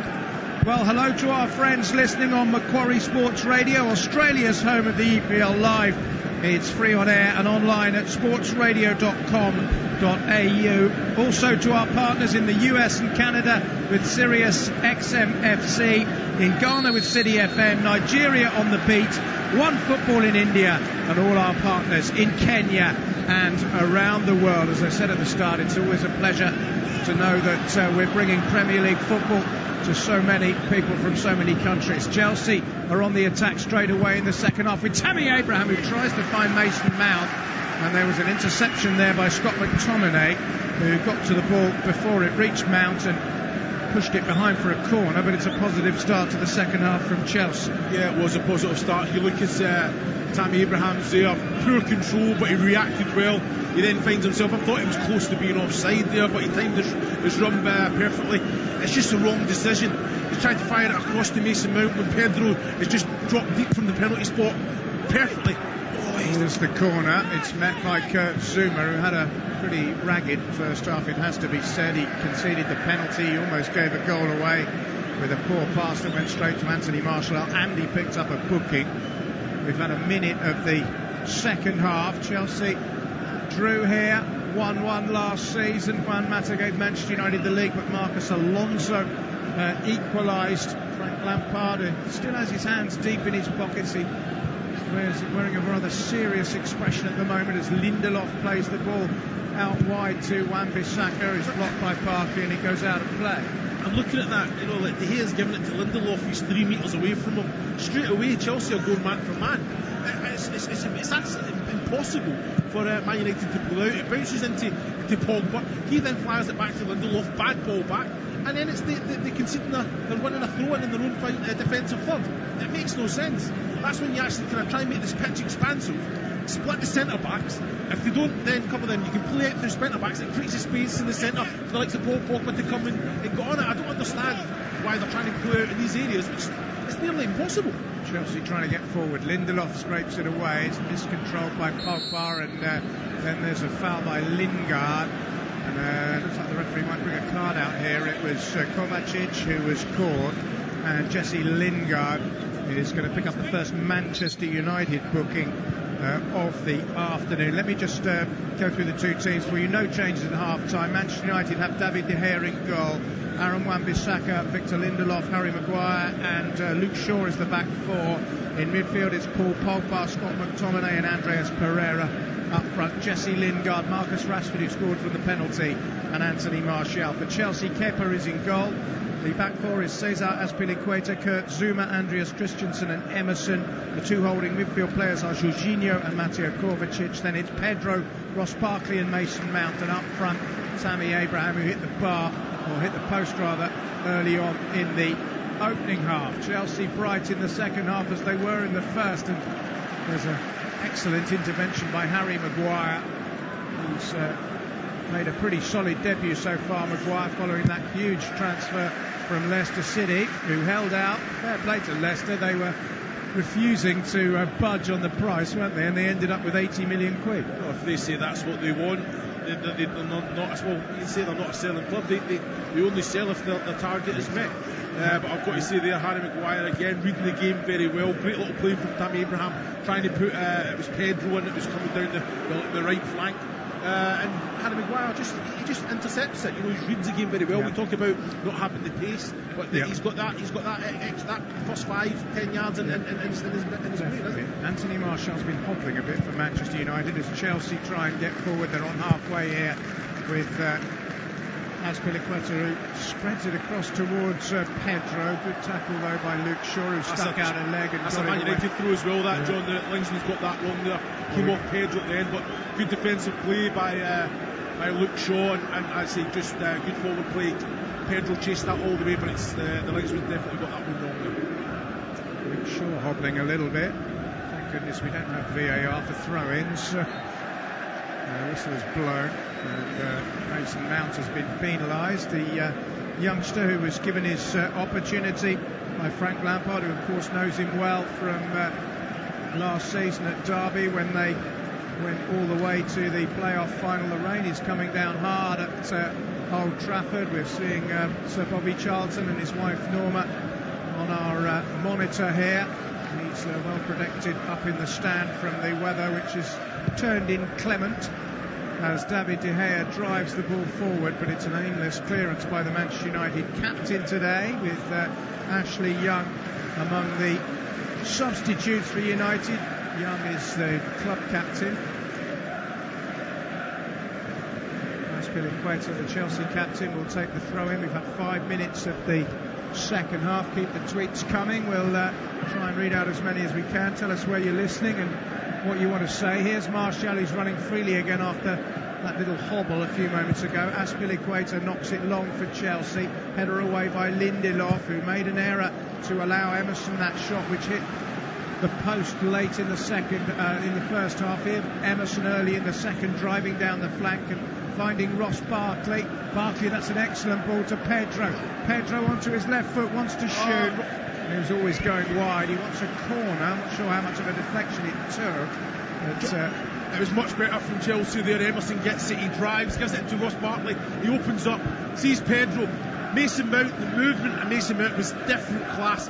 Pedro's got to play it, second touch, weighted pass. Mason Mount gets a shot away there. I understand Pedro, he wants to influence the game. He comes inside onto his left, gets his shot away.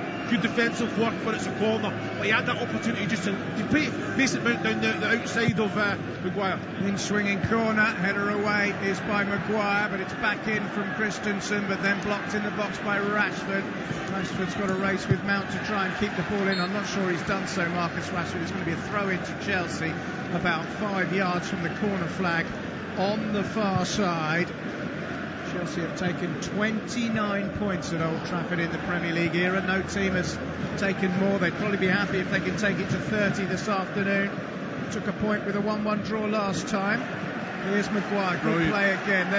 They're hugely appreciative of him, the Manchester United crowd. Here's Lingard. It's a brilliant run by Jesse Lingard, who's brought down, and that'll be a booking surely for Jorginho. Out comes the card. That was never in any question. It was a brilliant run by Jesse Lingard, and Jorginho just hacked him down cynically. Yeah, well, got to see the ball comes up to Tammy Abraham there, and he just backs into Harry Maguire. He just can't feel his man. Great defensive work, steps back, comes round him, clears the danger. But Jesse Lingard, he's driving. Jorginho, he had to take that one. He had to take him down. They had to take a yellow for the team because Lingard had already passed 3 or 4 Chelsea players and was heading into Kepa's goal there. But it was a fantastic bit of play, excellent drive there from Lingard. Manchester United have a free kick. Andreas Pereira is standing over the ball. The crowd just lifted a little bit as they see an opportunity here for a goal. It's a long way. It won't be a shot on goal, I don't think. It'll be a chip into the box or maybe a ball out wide. It comes out to Wan-Bissaka. It's not a particularly good ball, but he'll get to the pace of it. He'll play a decent cross in. It's headed away by Tammy Abraham. Out as far as Paul Pogba. Pogba to Wan-Bissaka. Wan-Bissaka to Lingard. Clever turn. Lingard plays a square ball just in front of Luke Shaw. Luke Shaw 20 yards from goal for Manchester United. Has support from Rashford. Rashford looking to take on Azpilicueta. Goes round the outside of him and then checks and steps over. Ball comes back off Azpilicueta to Rashford, who plays a lovely ball to Pogba. Pogba low into Maguire. Maguire tries to turn and shoot, sets up Rashford, who does shoot. It's blocked by Christensen. Shaw for United. You can hear the roar from the Old Trafford faithful as United enjoy a good spell of possession in the final third. It's Martial with a square ball now to Lingard. Lingard back to Martial. Now Pereira wearing 15. Bit of space out wide for Rashford, who swells it in right-footed. Chelsea clear. But again, Manchester United are there first. It's Scott McTominay who can't quite sort his feet out. And Ross Barkley will finally get the danger away for Chelsea. But Maguire is there solidly. He almost knocked Frank Lampard over there as he made that clearance. The Chelsea manager out on the edge of the technical area, getting pretty wet actually. He's not very well protected with that blue suit of his. I have to say, excellent play there from United, isn't it? You know, you look like Sir Rashford, Martial, Wan-Bissaka there. Harry Maguire in the box finds himself with the ball at his feet, back to goal, probably 12 yards. He's trying to open that channel to get open that little area to get the shot away. Just fantastic. The pace of the movement, pace of the passing was excellent. It created that opportunity. Yeah, it was one of their best passages of the game. Yeah. I just fancy Harry Maguire might chip in, with 5 or 6 goals from centre half, which is a useful quality to have, isn't it? Yeah, of course it is. I think for any team to experience success, the goals have to come from all over, don't they? So he's done it time and time again. But what I'm so impressed with is just on the floor, just the simple reading the game, the movement, just coming in, intersecting, putting pressure on the player, on his front foot, and he's organising all the time as well. Here's Azpilicueta for Chelsea. First time crossed by him. Good header away by Wan-Bissaka. But it's come out to Emerson, who fires solidly with his left foot. And De Gea makes a good save. Emerson beat De Gea and hit the post in the first half. He wasn't far away there. But De Gea got both hands behind the ball and pushed it clear. Chelsea come again.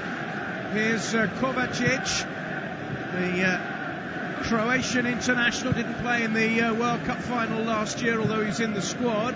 Here's Jorginho, who wasn't the most popular player with Chelsea fans. He was seen as a Sarri man, wasn't he, arriving from Napoli, and for a midfield player, he didn't manage a single assist all season, which is disappointing.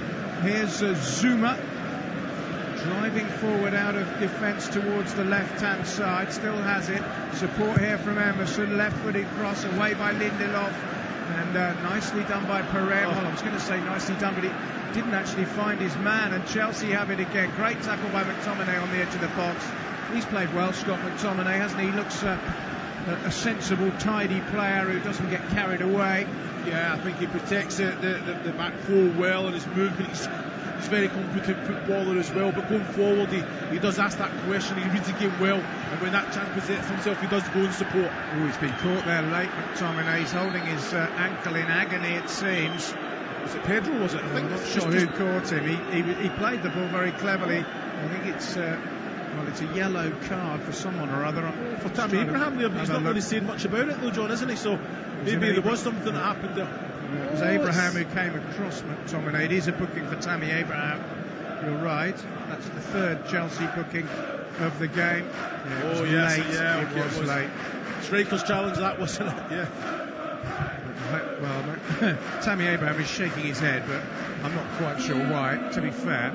And rightly so. He's gone across to Scott McTominay and given him a pat on the head just to say, sorry, mate, it wasn't intentional.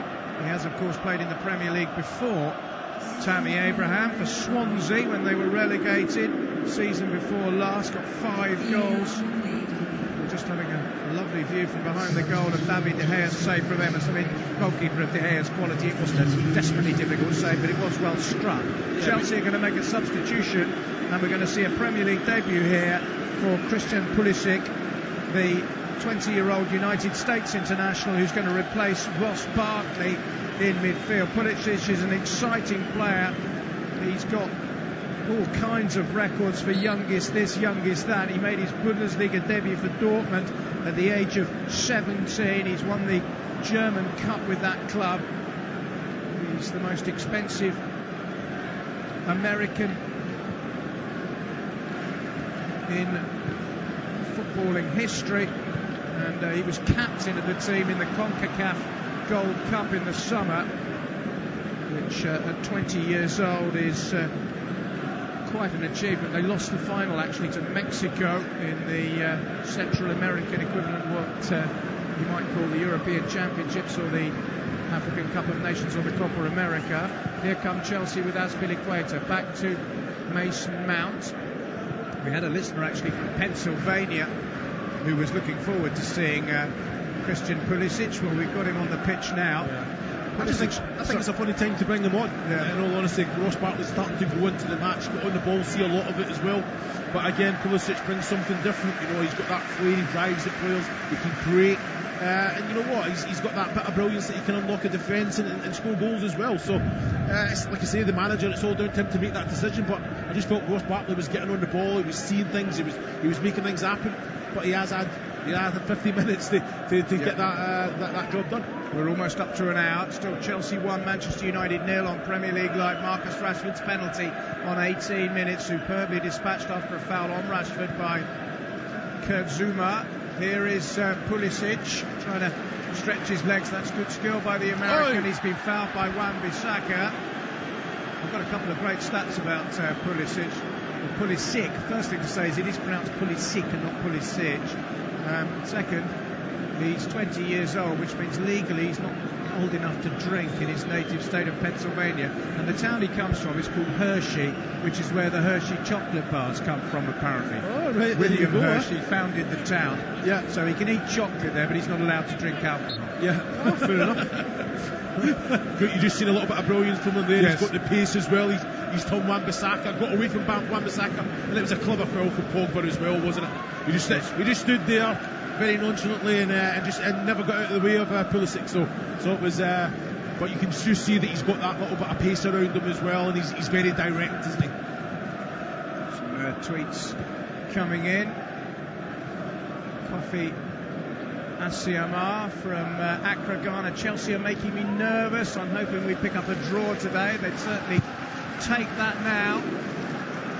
Here's Luke Shaw down the left-hand side, finding Rashford for Manchester United. Shaw not really continuing his run with any great That's what I want purpose, from so him, Rashford John. comes in field and fights Pereira. Pereira gets in a tangle. The ball squirts out to McTominay, who's okay after that foul by Abraham. Here's Wan-Bissaka, right-hand side for United, wearing sort of violet-coloured boots. It might come through to Martial. Zuma dips in and it goes away for a corner kick to Manchester United. Just little things there. Luke Shaw, good possession. It's a great ball from Pogba that obviously changes the play, and then he's moving forward, gives it into Rashford. Break your neck to get round them, give him the support, give him the option.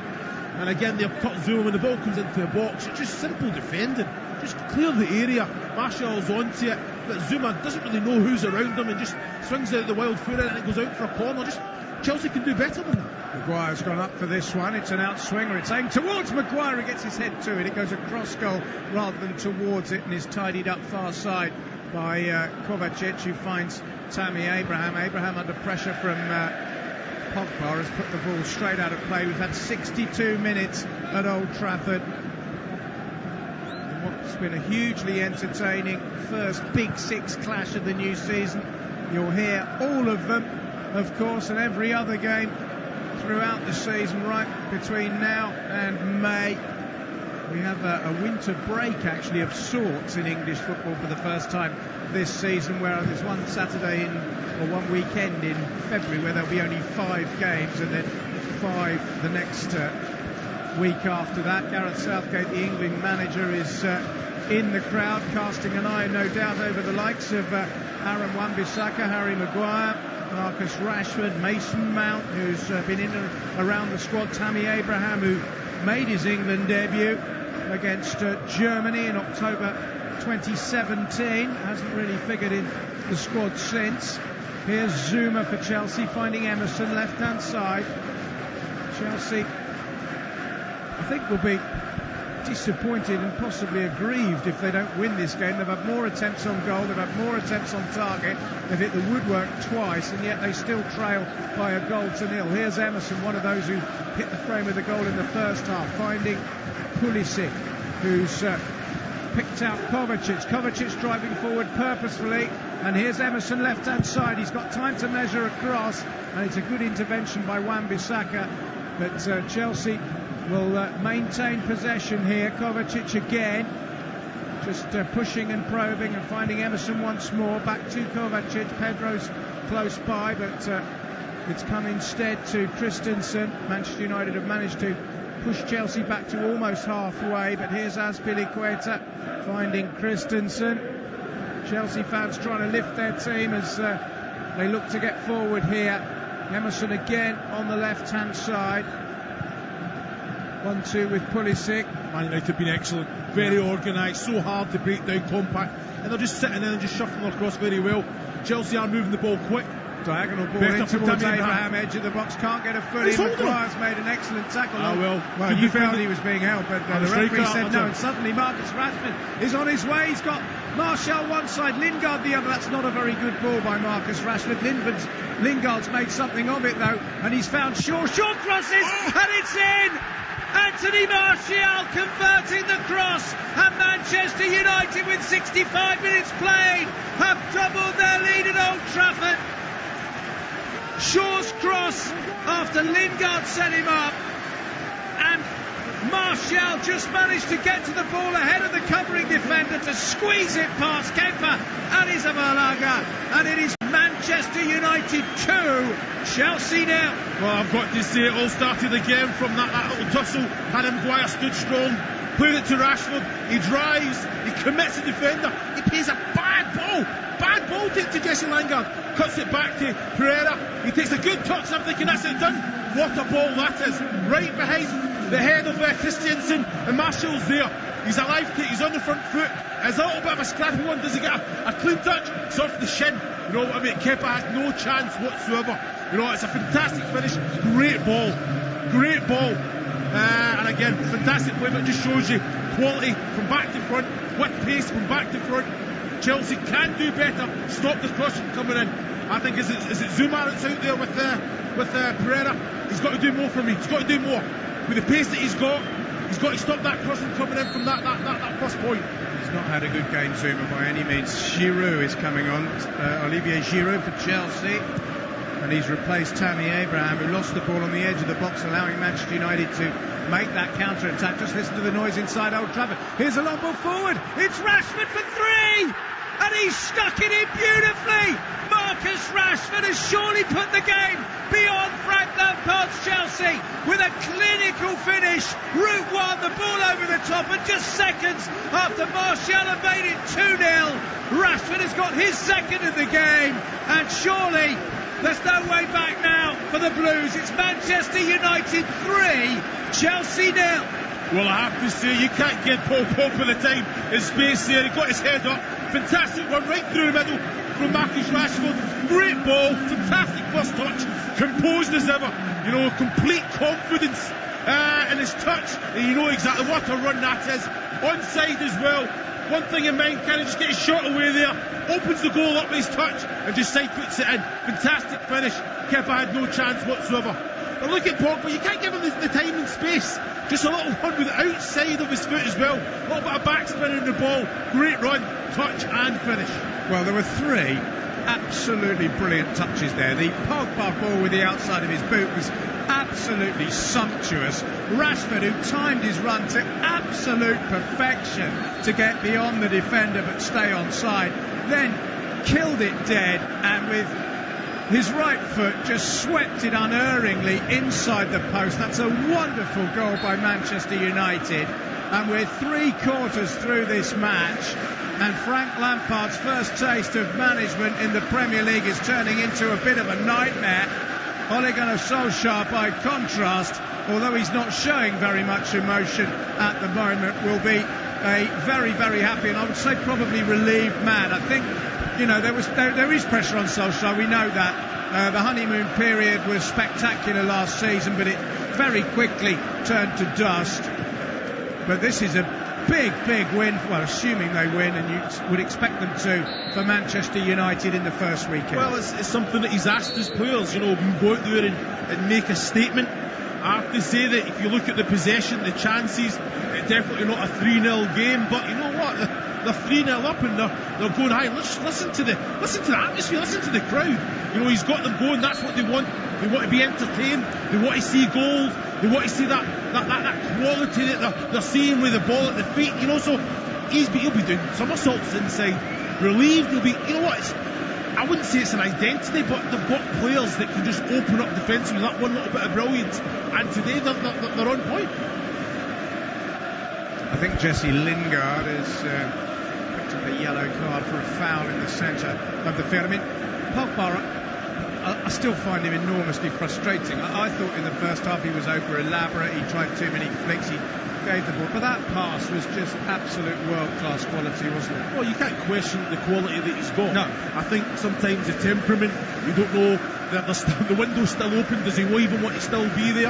At the minute, you know what, if you're in a winning side, you're enjoying your football, it's a great atmosphere to play, yeah, you know, but it's when things go hard, you need your big Here's players the to Chelsea step up. free kick. Zuma meets it with a header from around the penalty spot area, a player who probably needs to redeem himself a little bit for Chelsea, but he couldn't really get enough direction on that header, and it sailed over the crossbar. Well, he's always going to be a target, you know, the physical presence of him, you know, the attributes that he's got. He's won a few headers, but without any luck. You know, but we're just talking about the quality of the likes of Pogba there, you know, like he's a player that when he wants to turn it on, he can do. We just want, it's usually his body language, it's his attitude that's questioned. So it's just like little things like that you just got to think about, you know, he can go on the ball, he can make things happen, he can play that pass. But like you say, too many touches in the first half, and that's the two sides of Paul Pogba that we're seeing. Well, it was the very best of Pogba with that through ball, which picked out Rashford. We've got 20 minutes left at Old Trafford. Surely it's too big a task for Chelsea, but here's Pedro on the counter-attack. They need to score now. Pedro with support from Emerson, who's now switched flanks and is playing on the right, plays a left foot shot from the edge of the box, which doesn't have any great power or direction. It's a simple save for David De Gea, who just drops down onto one knee and gathers the ball. That was a good break there from Pedro, but again, wrong decision from him. He had 3 players to the left. I think Giroud had advanced as well, Mason Mount, and that was there. And it's just too much. He brought it back and cut it to Emerson on the right-hand side. And that's when you've got 3 against 2 there. You've got to use that Kovacic driving forward. It's brilliant interception on the edge of the box by United, and Pogba is driving forward with some purpose here to try and maybe get another goal for Manchester United, which would end it absolutely conclusively once and for all, but it's gone back instead to Harry Maguire. Well, it looks like being a perfect start to the season for Ole Gunnar Solskjaer. His 2 hugely expensive defenders have both played very well. Marcus Rashford, on whom there is a burden to score goals, has got 2. Anthony Martial, who's been so impressive in pre-season, has scored when it matters as well. And Chelsea, well, welcome to the Premier League, Frank Lampard.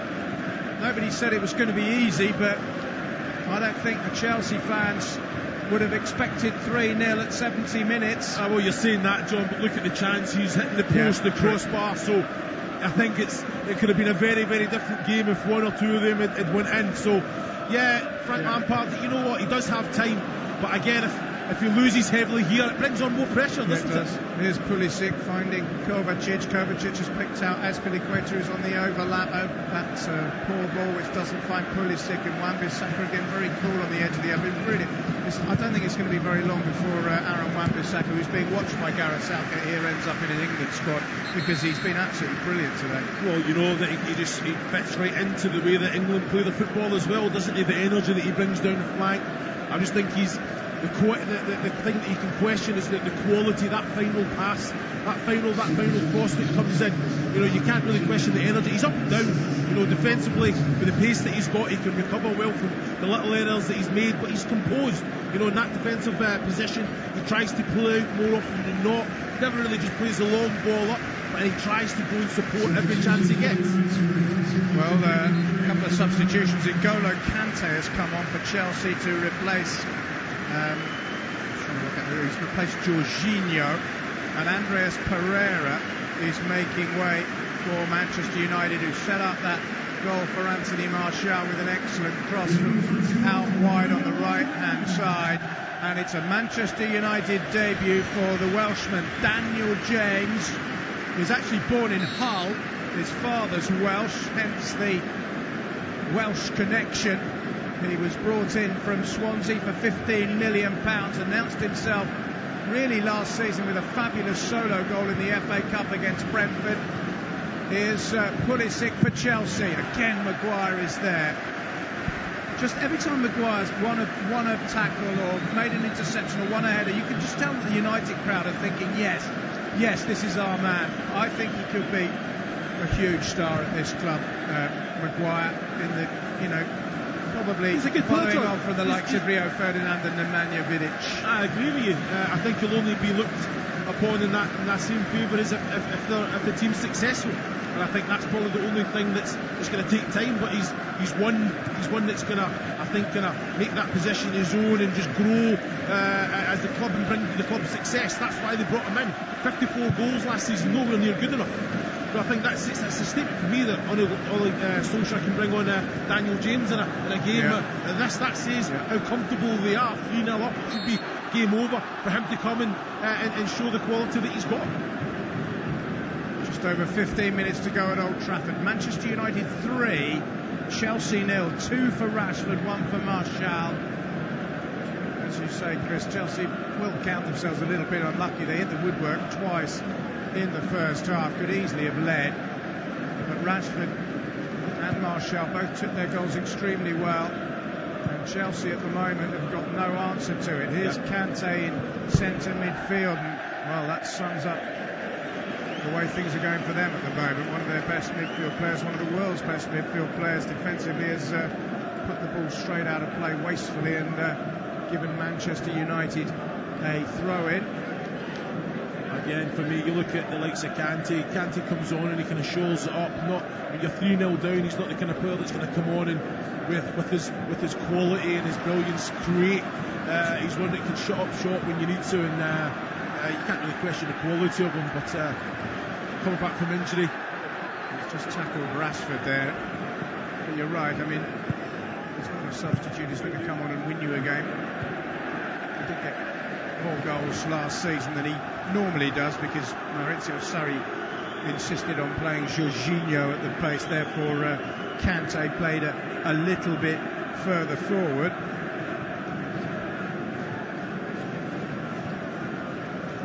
Arrizabalaga, who's had no chance with any of the goals really, takes the clearance for Chelsea. It comes down to Christensen, back to the keeper.